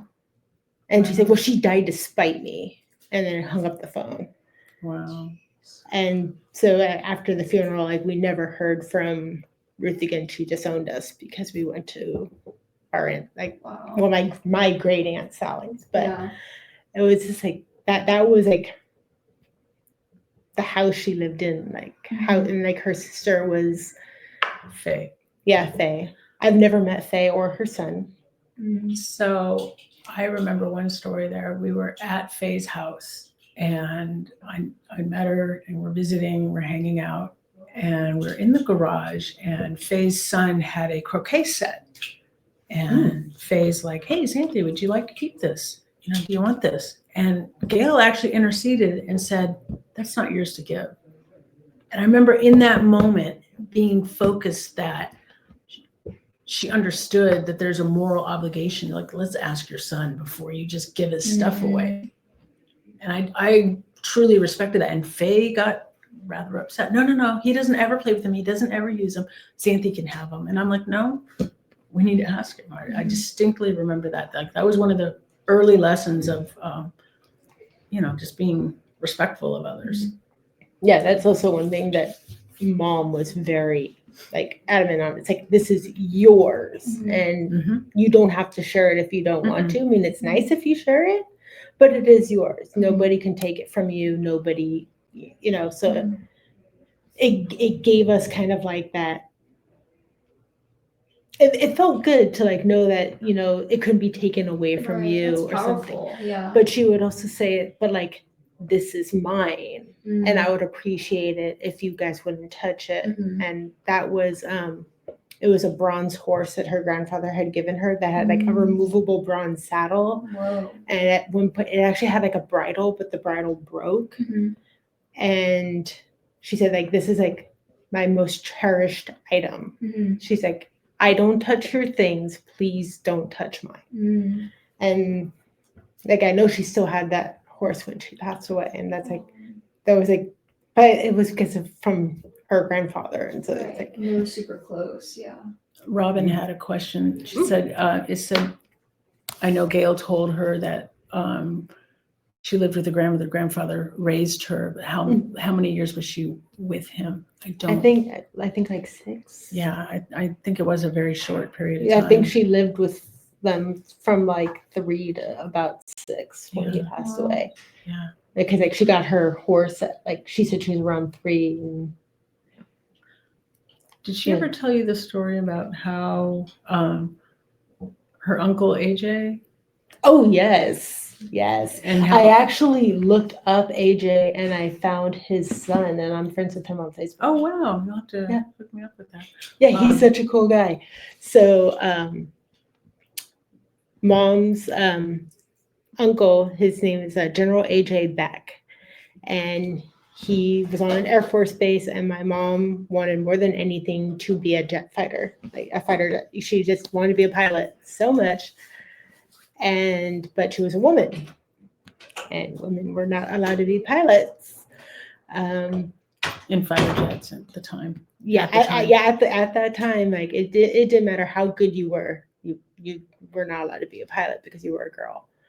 But she did make friends with pilots, Mm-hmm. and they would take her up. Yep, they would take her out. And when people were like walking down, they're like, "Who's that?" And like, "This is a general's niece," and they're like, "Ma'am."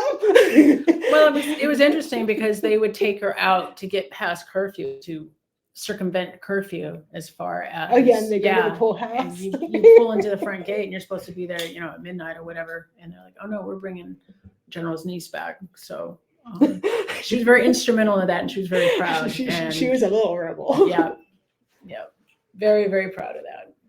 I heard a lot of stories about it. Did you hear about the one where she was actually on the fueling tank? No. And she guided in a pilot? No. Yeah, so they actually like let her come up. So it's like when the jets come up to refuel, it's like you have somebody there and they like guide you in. And so they let her do that, and the pilot was freaking out because it was a girl. And they're like, "That's like, the general's niece." And it's like, "Oh, howdy, ma'am." This is like, but she Was that in air or on the ground? she said it was in air. Wow. Like she guided him in the refuel, and she said it was like the most fun she ever had in her life. Yeah. I think Miss is about to start saying something soon. Okay. And then some of the guys from Costco that knew Gayle came and brought a poster board and stuff. If you guys want Oh, to see that's it. so sweet. Yeah, I wanted to show the live stream. But the one too. person who did ask Oh, about like someone if she had any like the bugbears. Oh, so- yeah. What did that mean? So it was like if she had any restrictions or she didn't Oh, right. like with her generosity, and it was she did have boundaries. She did not like to hand out cash to people because they could go buy drugs or alcohol, and she was absolutely against drugs and like no, it's like if you're hungry, I will take you to the store and buy you food. Your gas tank is empty, I will take you to the gas station and we will buy you gas. Mhm. But she would not give cash unless it was somebody who she was very familiar with and knew,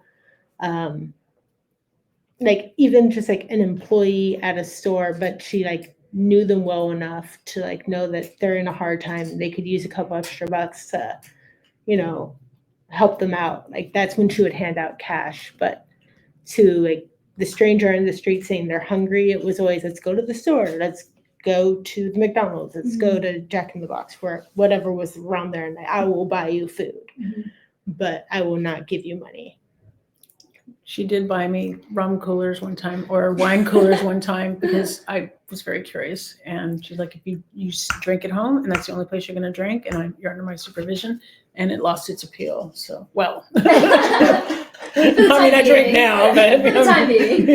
I mean, it's the same thing with Nissa and her, and she's like, I want to try this. And so yeah, mom was just like, yeah, it's like, we'll buy something. What do you want to try? And you drink it at home. And you feel That's sick and you cool. throw up, and then Yeah. you know not to do it at a party where Uh-huh. you could get hurt or in trouble. right.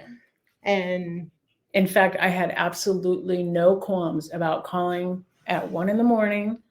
in Boulder Creek at that biker bar and saying, you know what, I I cannot remember drive. that. I cannot drive because they made this one drink like 3. And yeah, in fact, my car got towed. Hey, that's better than anything happening to you. You know so. And they paid for the impound fee, and they're like, Because you're you did fine. the right thing. Like, They yeah. were nice to call. Oh yeah. Oh yeah. And this was before Uber or Lyft, so it was Right. like you needed to call. This is back in '93. Yeah, I mean, I way I before. remember that. Yeah. So it was, like early. Okay. All right, I'm gonna bring you guys out here. Oh, I think this needs to be charged. Uh-oh. Let me ask Kelly. Kelly, where's the charger? Oh, it was plugged into the wall. Oh, okay. Is it dying? Yes. Let me see. Can you grab it for me? All right, so we're gonna have some people give a few words. So I'm gonna take you guys out there so you guys can see what's going on. Thank you. If you're joining, hi, we're in Oceanside, California, and this is what's going on right now.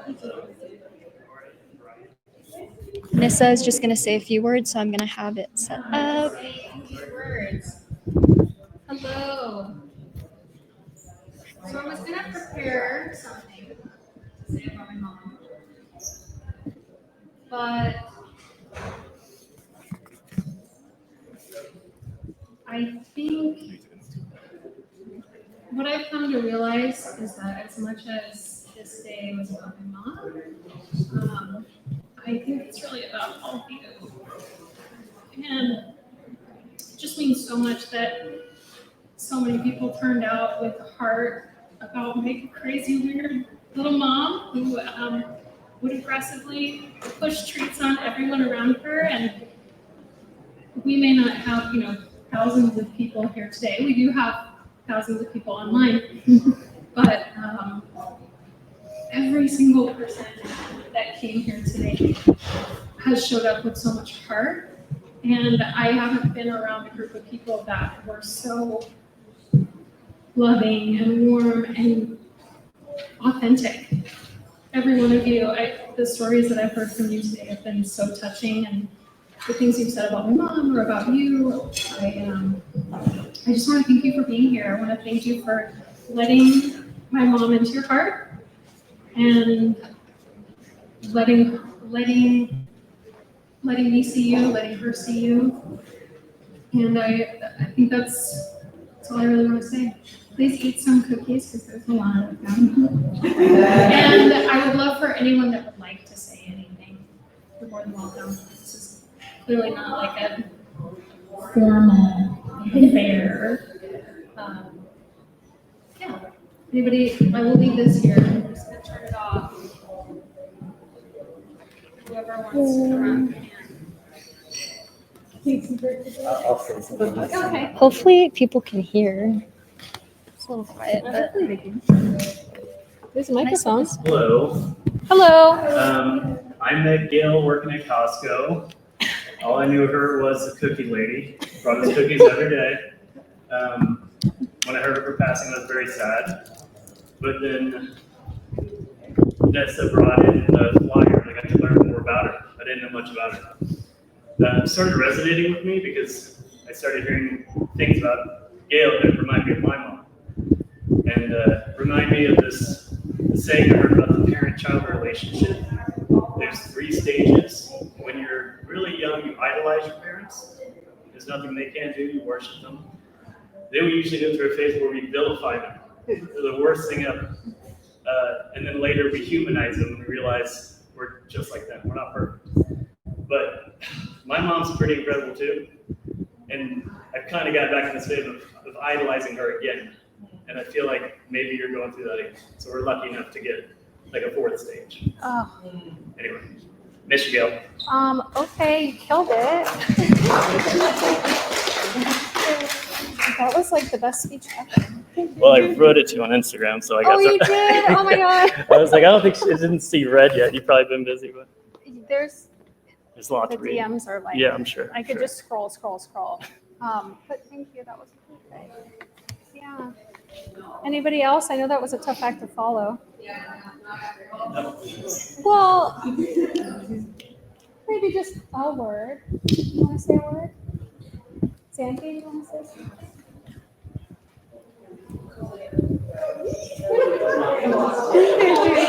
don't really know what to say.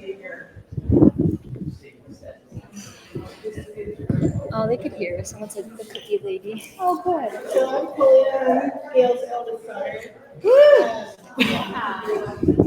I look almost like her. You can tell.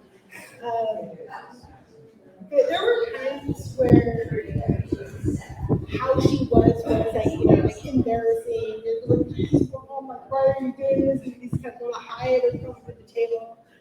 But then as they got older, it's kind of like we need more people like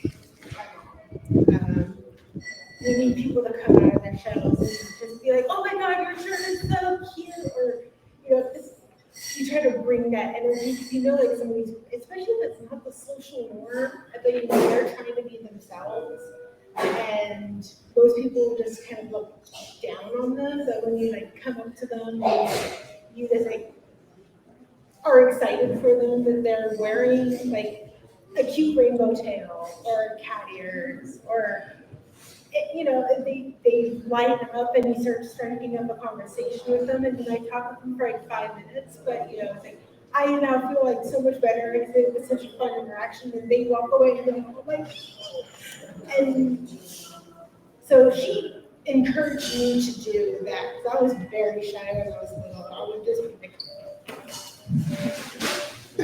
like, like I didn't want to talk to anybody, but it's like I mean, at least I'm happier when I try to bring out the best in people. I want to make them smile. I don't walk around with cookies in my bag. Yet. Yet. Give me 10 more years.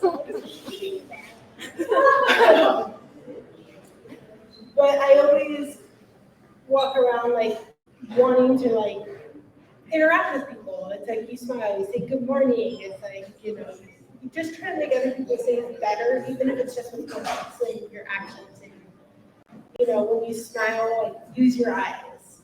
Because you can tell a fake smile from a real smile. And when somebody just like lights up and they're so excited for you because it's like, oh, your hat is so cute, I love it. And you just make the world better. So even if you're not walking with cookies in your bag, just walk with a smile on your face and encouraging words to others, especially if they look like they're having a bad day. Because the world is so stressful right now with everything going on. I don't need to go into details, we all know.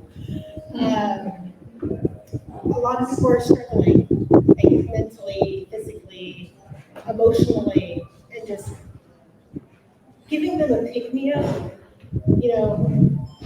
I think if you can make one person say better, and then like now they're in a good mood, so they see somebody else and they're like, go, hey, like, you know, how are you doing? Good morning, and then that person feels, and so it's like, oh, what's that effect called? Butterfly.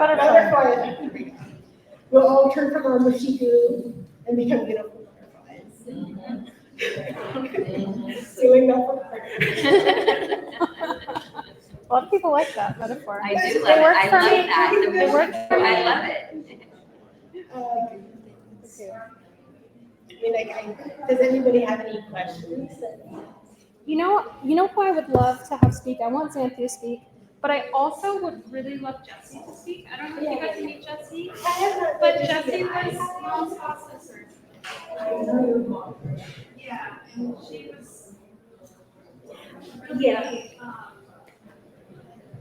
just really wonderful. And just I to hear a few words from you.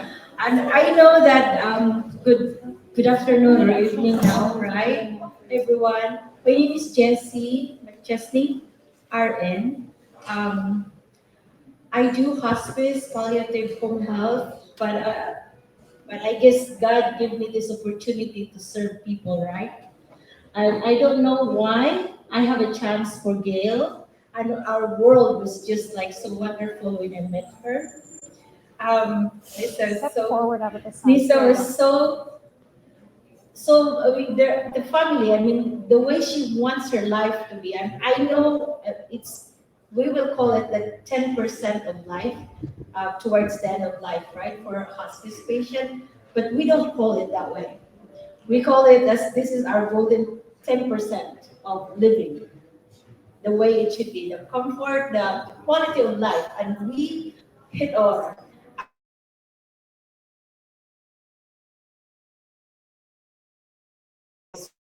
But we talk about how she lives before, how she have all these things that I said, oh my God, so amazing. Right? You guys, you girls are really, really lucky to have a mom. She's very artistic. She showed me all her artwork, like that. What the tie dye? Oh my gosh, I've never known of tie dye. You guys, and it's easy, and it looks so hard. But no, she said life is that way. Looks hard but easy. And we all know how positive she is, and I'm so happy to really know her.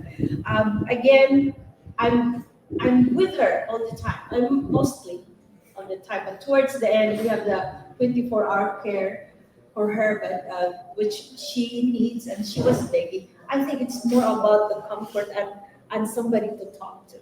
Yeah. And I love her bacon. Loves of bacon. It was so perfect. She said that she is not hungry, but then she bites and she felt the bacon drop. I did not saw it that it dropped, but then she felt it and she said, "I told you it's here." It's a piece of bacon. So the family that are close to her that really knows her how she loves the bacon. So there it is. Those are the bacon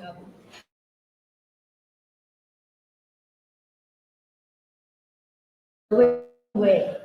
And I'm so sorry to tell that every one of us, we plan as we want, and we want to have to be supportive. But the family, I know Gayle wants to be in the time that she will pass. But I told Gayle, I've been also asking Gayle that, Gayle, is it okay when Nessa will be here when you pass? She looked at me and then she wants her way. So none of us was there. She went her own way. She had like this tiny little. I know, 5 minutes. Yeah.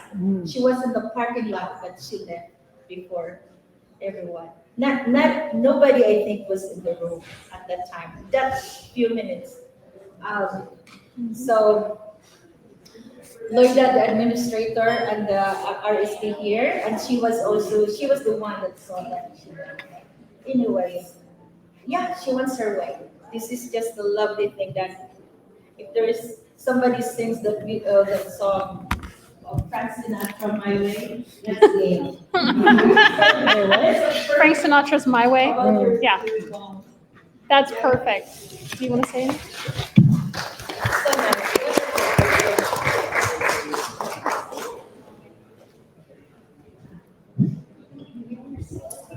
Hi, I'm Sandy. I am Gayle's stepdaughter. She never once made me feel like a stepdaughter. I was at their wedding in 1975, and I'm the cutie in the picture. Yes. But the one word I would use to describe her would be heart. She taught unconditional love, treated us all like that. With her, every fiber of her being, we could feel it radiate from her and radiate into us. So I'm grateful to have had her in my life for over 50 years. Yeah, and I'm not gonna cry. So, but thank you.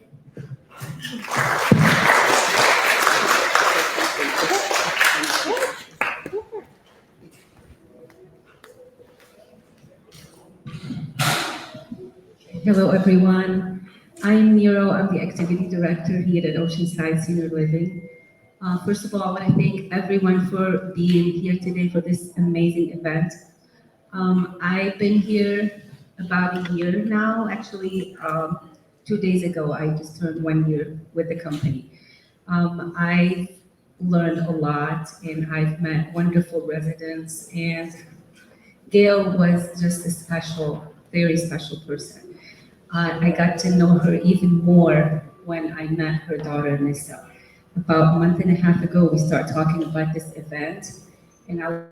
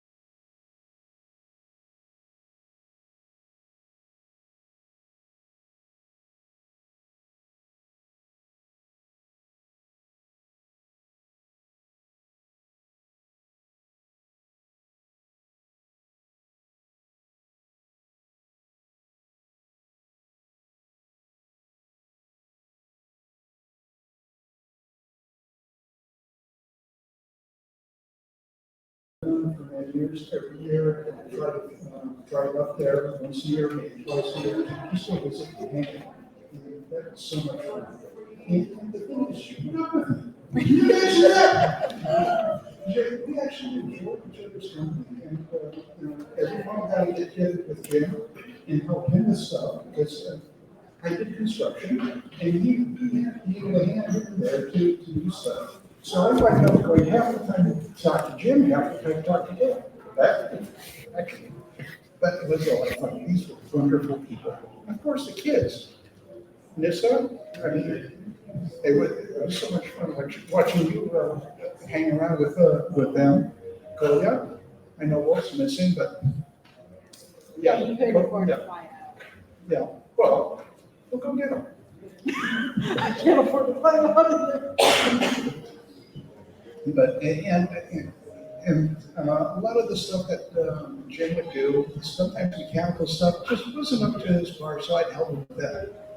But we, again, kind people, nice people, and, you know, they took me in this family, so I can't say anything bad about them at all. They're just so wonderful. Gayle was definitely one of my best friends. Thank you.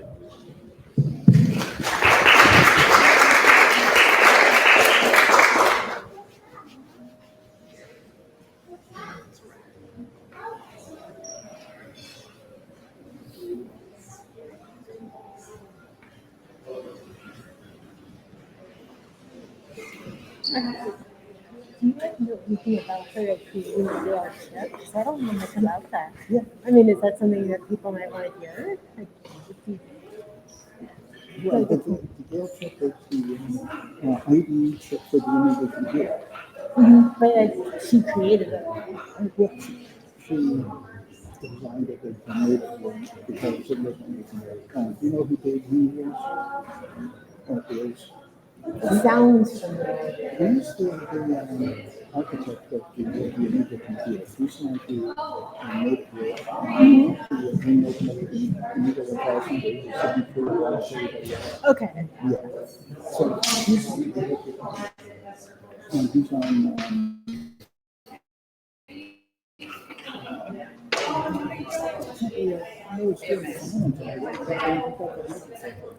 Yeah, it's.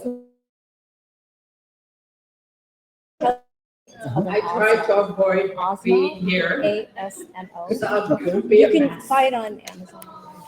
Because what I want to do is, one of the things I do is every year I go to Planet, which is a comic convention.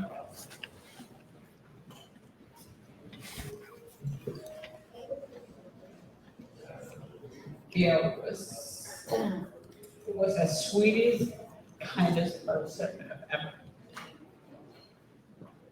This is what I don't like being here. She taught me how to be patient, how to love, and always give. Even in her deathbed. I mean, I can tell you right now, I took over the video just so I can keep an eye on her. She would always, even in her deathbed, she would always, I saw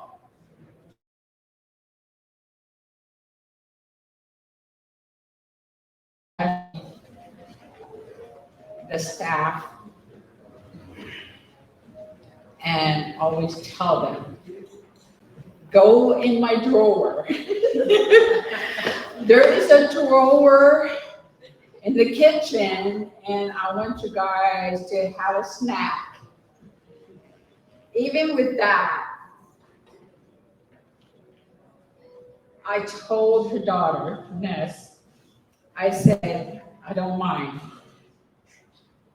I would turn on her video, her camera on her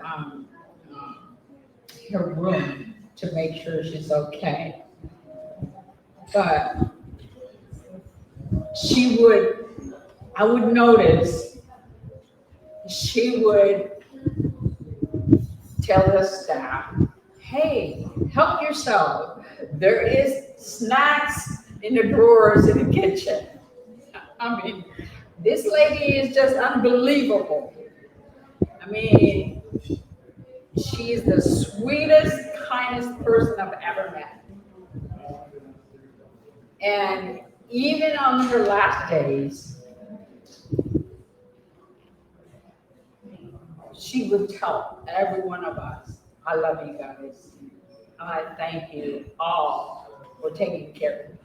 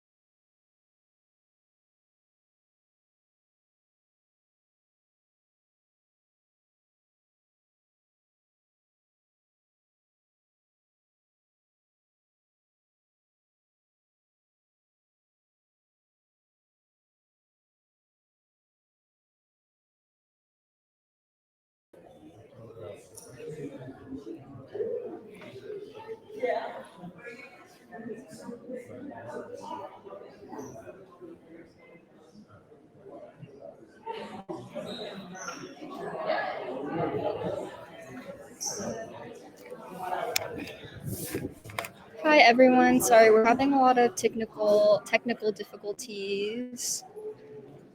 Someone said we crashed the internet. So I don't know if you were able to hear all of the speeches that a lot of people just gave, but you're able to see all of this. This is actually from Costco because Gayle used to go to Costco and give all of the employees little cookies and stuff. So that's from them. Some things, please. People with their cool hats on and stuff. This.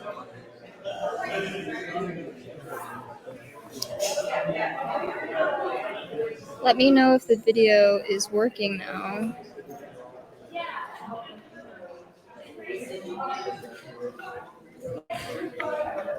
Make sure it's on the table over there. It's not long enough though. Let me ask. Happen to go on my Instagram. Sorry, Kelly. Sorry to bother. I don't think we're live on Instagram anymore. But it says that we are on the little this thingy, the stream thing. It does, huh? Let's see. Let's see where we're at. Oh, live video. Usually, and that's what I did. Okay, so we're Oh, still there it is. Okay, good. Okay, good. Yeah, it seems to just keep kicking you out, like kicking you out of here, even though you're actually going. Okay. Oh, thanks. How Someone says weird we is that? understand, Lauren. Thank you. Yeah.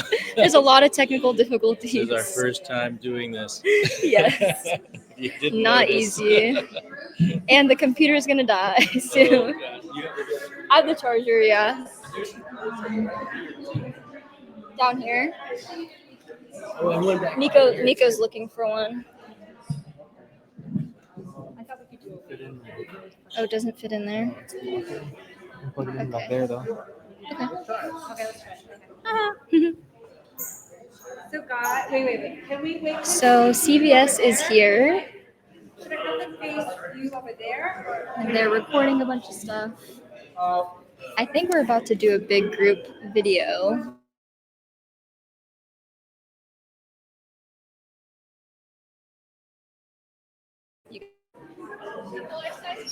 Well, but I need to be recording this right now, so.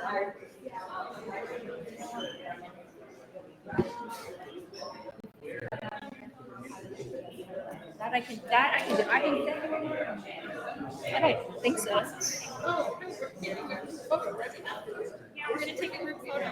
Would anyone like to wear a hat? Okay, we're taking a group photo, so I'm going to go and grab my hat.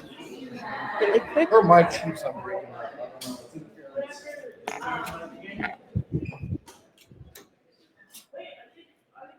Gotta wear my handy dandy Gayle hat.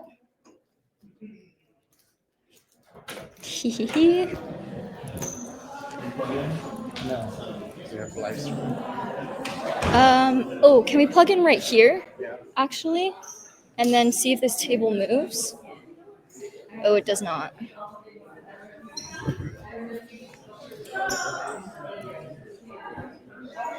CBS station, so we're in San Diego, so it should probably be the San Diego CBS, but I will double check for you on that. And also, I'm sure Nissa's going to be posting it on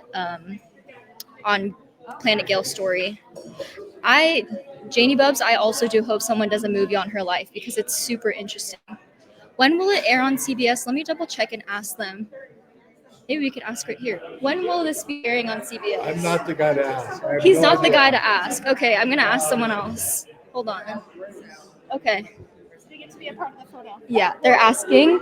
They're asking when this will be live on CBS. We don't know yet, but We don't know yet. Nissa is going to Announce you'll it? announce it. Okay. We'll let you know. And you guys We don't know can- yet, but Nissa's going to announce it on her story. So just stay tuned for that. And also the newsletter as well. So make sure that you're subscribed to the newsletter too. We are going to take a group picture really quick right now. So I'm going to put you guys right here.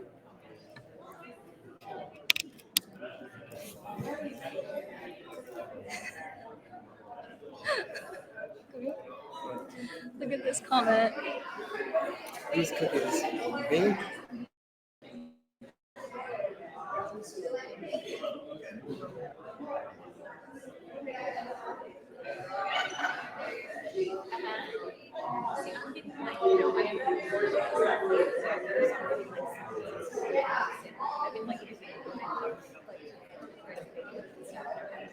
I didn't see this one.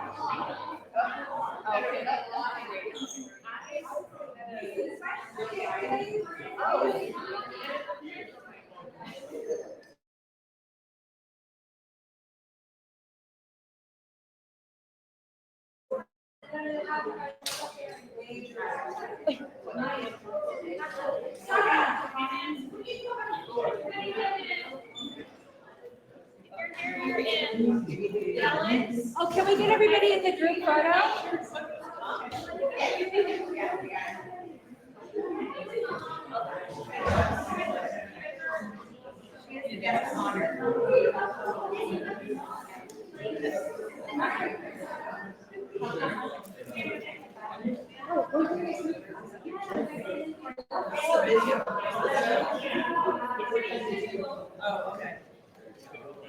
Well, no, I'm gonna take it down here now. Okay, I'm gonna take one down here, and I want you to be patient with me because I'm gonna run upstairs too. If you can't see the camera, I can't see you. Okay, everybody look at me first, okay? And let's do a big, like, yay, smile, 1, 2, 3, yay. Oh wait, oh yeah, like, hold on. Come on, everybody. Come on, everyone. Okay, ready? Now give me a second. I'm gonna go up there. Actually, in the meantime, Mike, when you're ready, you can direct them to look at you and wave.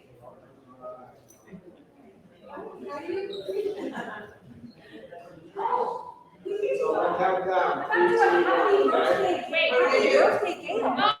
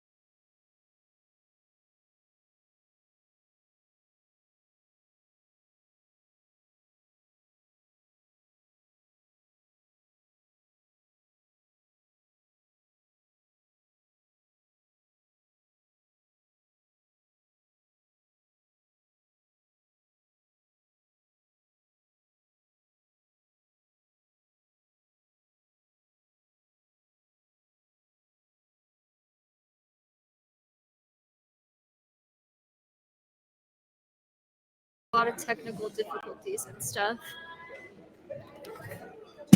If you are just joining, we are basically wrapping up the party now, but you can see behind me that CBS is here. So Nissa will post when the CBS video will be going live, because we don't know exactly when yet, but you'll be able to kind of see more in-depth and professional videos of what we did today at the celebration of life.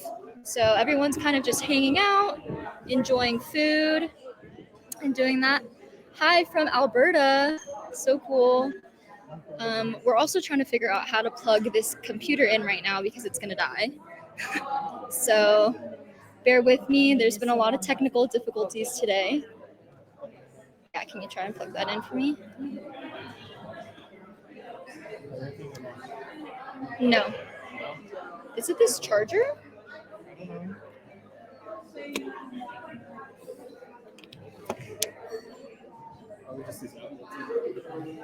Okay, let's go back into the room. Can you unplug it? Okay, give us 1 second. We are going to figure out how to charge this computer because it's not. The mic, you can use that.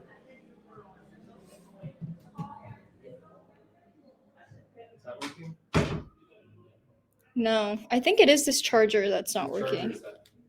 Kelly's.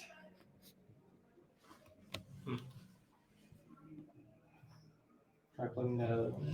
Thanks, Quincy. We are really trying hard to do this live stream, but we're struggling right now. Oh, hello from Prince Edward Island. So cool. Yes, Kay Borko, you're going to enjoy some cookies to remember the lovely Gayle. Yes, please eat some cookies. Wear all the tie-dye that you have. Is that working? No. Whose computer is this? Kelly's. Does that mean that it's charging? Sorry, more technical difficulties. I think so. No, usually it would have like a little. That's charging. Okay. Wait, was the other one doing that? Yeah. Then it is charging. Okay. Well, hopefully the doing it out computer's there? charging. Was it doing it out there? No, it wasn't doing anything out there. Okay. Sorry guys, we're having a lot of technical difficulties and stuff, but if you're just joining now, we have about 30 minutes left of the celebration of life.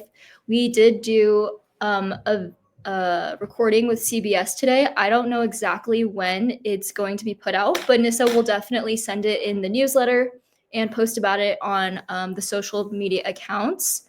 And so then you can get more of an in-depth look at all the stuff that we did today. And yes, so kind of y'all. I think that would make her so happy. Yes.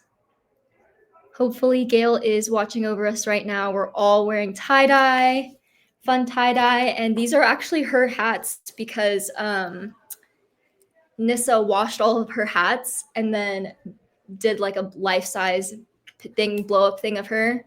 And so we're all able to like wear these hats and take pictures with her and stuff.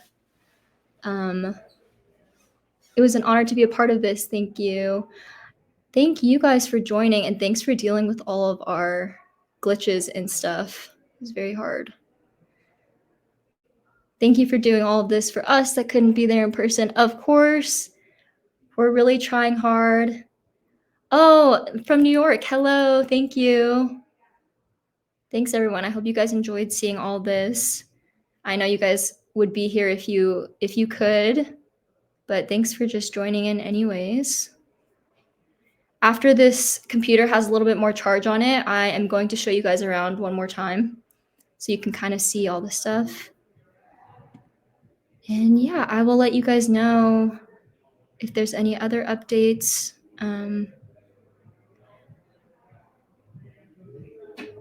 Oh, Stephanie Sparks on Facebook said, please know that following you and your mom was the balm our hearts didn't know we needed as we grieved for our mother. Your mom's kindness, generosity, and authenticity was and is beautiful. Miss Gayle's smile and kindness was a gift to this world and personally a gift to me.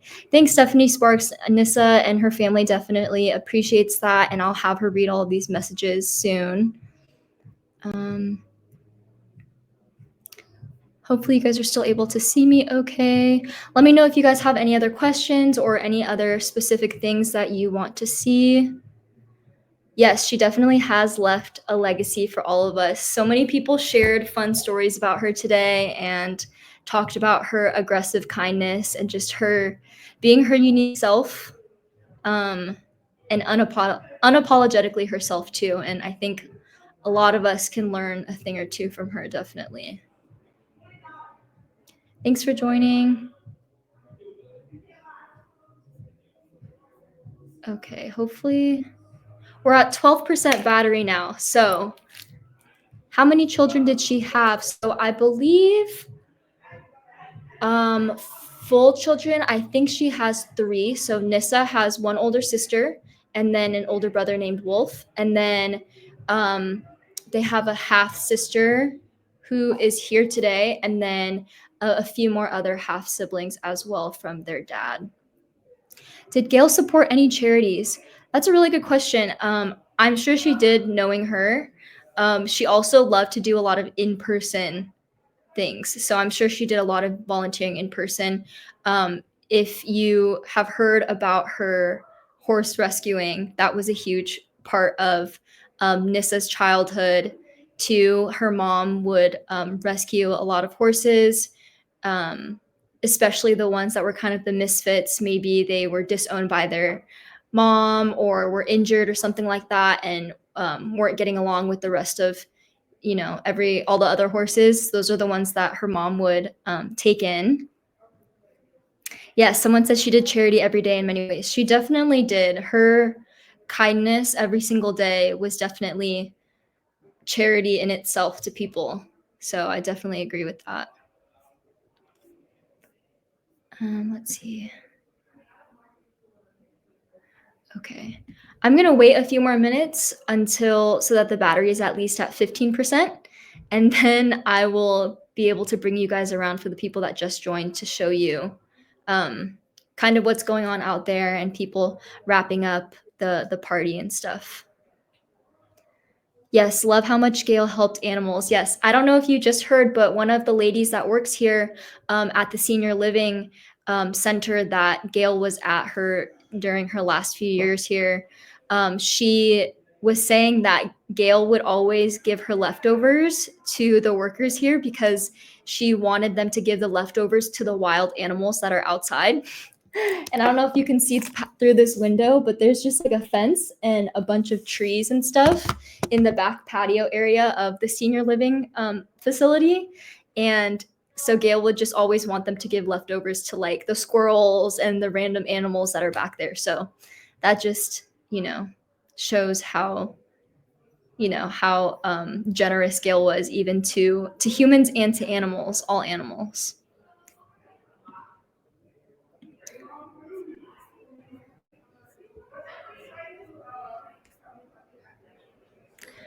Okay, so I think I'm at about 15%. So I'm going to take you guys around just one last time before the computer dies to show you all the stuff that's going on.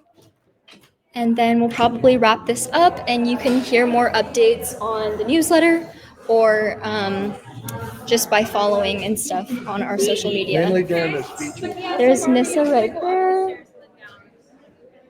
And if you missed it, here's all the posters that Nissa put up everywhere.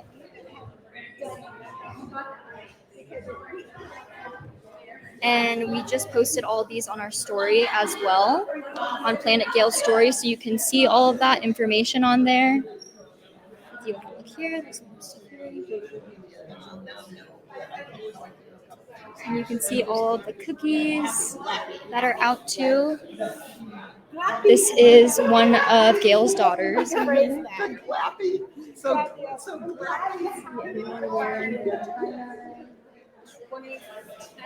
And then I'll show you guys all of the food and stuff too, for those that just joined. Oh, these look good. These are all like special treats. And then there's a lot of bacon focused meals or like dishes as well too, because we all know how much Gayle loved bacon. So there's a bunch of this stuff. Ooh, these are fresh. You can see it. That looks really good. And there's all this bacon right here. this big pile of bacon. So yes, so you can see all the stuff that's going on. And that's kind of and that's kind of the gist of that. And we're at Oceanside Senior Living. Like I was saying, this is where Gayle was living for the last few years of her life. There's Nissa right there with CBS and all of their film gear. And like I said, we will tell you guys when the episode is gonna air on CBS, but we don't know exactly yet. Beautiful day here. And yes, let us know if you have any other specific things that you want to see while we're still on here. Yes, the world definitely was a better place with Gayle, and everything is better with bacon. So she knew, she was a smart lady. She knew what she wanted. Another thing that I want to show you guys too that's super cool. So Gayle would always give treats out to just everyone and anyone. So this is actually from the Costco that she would go to. And some of the Costco employees actually came and gave Nissa this super cute poster. And they all signed it because she would always just come and bring them cookies. So that was super cute also. And one other thing that I want to show you guys is what Nissa printed out is this really cool life-size poster of Gayle that people could take pictures of and stuff and take pictures with. And then I don't know if you guys can see this all up here, but it is this AI kind of really cool poster thing that Nissa made. Let me see if you could see that. Up here. And it's of Gayle holding Teddy, and she's wearing her little unicorn thing, and she's wearing tie-dye. So I thought that was super cute. And we'll definitely post a picture of that on our socials as well. You're welcome for sharing, guys. Sorry if it was so glitchy today. The Wi-Fi here was not the best, and this is our first time doing live stream, so it was not the easiest, but hopefully you guys felt happy and were able to get a piece of this celebration of life and feel like you were here. There's also these sweet, cute treats with little pictures of Gayle in them as well. Super cute. And then there's also these little favors that people were able to take home too, of a bunch of different types of cookies and stuff too, with pictures of Gayle's face on it as well. Few people did ask if we could mail these out. These are the little bookmarks that Nissa made. We're gonna try to figure out if we could do either like a digital printable version that can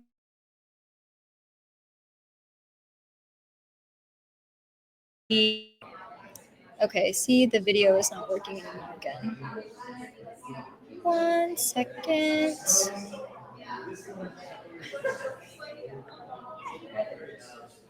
Okay, we're back. Sorry, glitching again. Team T podcast, please hug Nissa from us. Will do. Love from Michigan.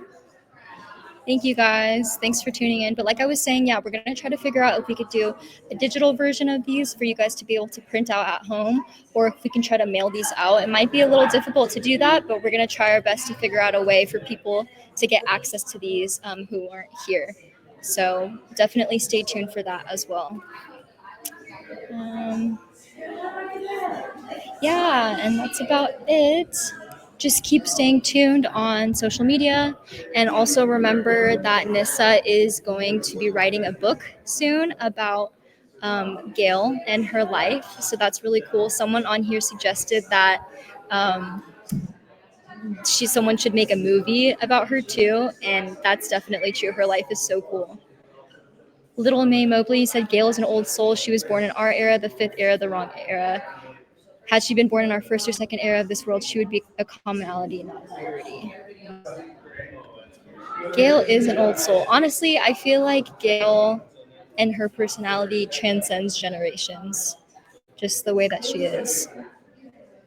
Thank you for sharing this with us. Yes, I'm trying very hard. There's a lot of technical difficulties, but I know, we're so Oh, there's this, sorry. We're so sorry about the technical difficulties. people keep saying that a movie about her life would be super cool. I know, wouldn't that be so cool? I want a Netflix Yes. series. Yes. I am working on a book, so that's in the works. Is there any way to record, like do a little screen recording? Because the news was asking to get some of the comments. Do you know if the live stream will record comments? I thought it was going to. I thought that's what Kelly said, but Okay. I'm not sure. Okay. Someone said, Aw. "Hey, sweethearts." Hi. Oh, we did a good job. Thank you. Thank you. We tried. Oh, that means a lot. We're trying. Yay. It's like weird because it's delayed on Instagram, but then if you go on here, it's fine. Oh. And it's normal. So this is in StreamYard. Okay. Yes. So I think it is recording. Let me ask Kelly.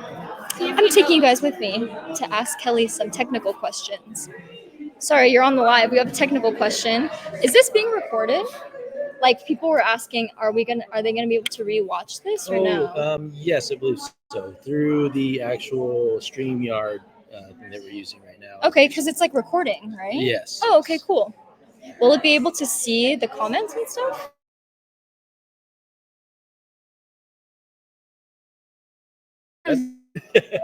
Yep, we'll see. Yeah, this is the first one I've ever done. I did. Yeah. I mean, not including the one I did accidentally For 2 minutes. for 2 minutes. Random Yeah, conversation. hopefully, hopefully, no one hopefully was we're paying able attention. to rewatch this live stream back, but I'm not sure. So We got comments somehow. we'll see. Okay, guys, thank you for joining in on this. I think we're gonna have to say goodbye because the battery is about to die on this computer. But and we're getting a lot of technical difficulties. But if we were able to record this, we'll definitely be reposting this soon. So just keep following for all the updates and stuff on our socials, and subscribe to the newsletter too, and go to the website Planet Gayle. And thanks for tuning in, everyone. I think I'm gonna say bye because the battery's gonna die. So if you want to say bye to everyone. Okay. Well, thank you all so much for coming. It meant so much to me that anyone, even just one of you, wanted to come to celebrate my mom, and that hundreds of you. Like, Yes, I mean, a lot. What was the most at any one time? I think like over 200. Yeah. Okay, that's awesome. Yeah. Well, I love you all. We will see you soon, and we will do our best to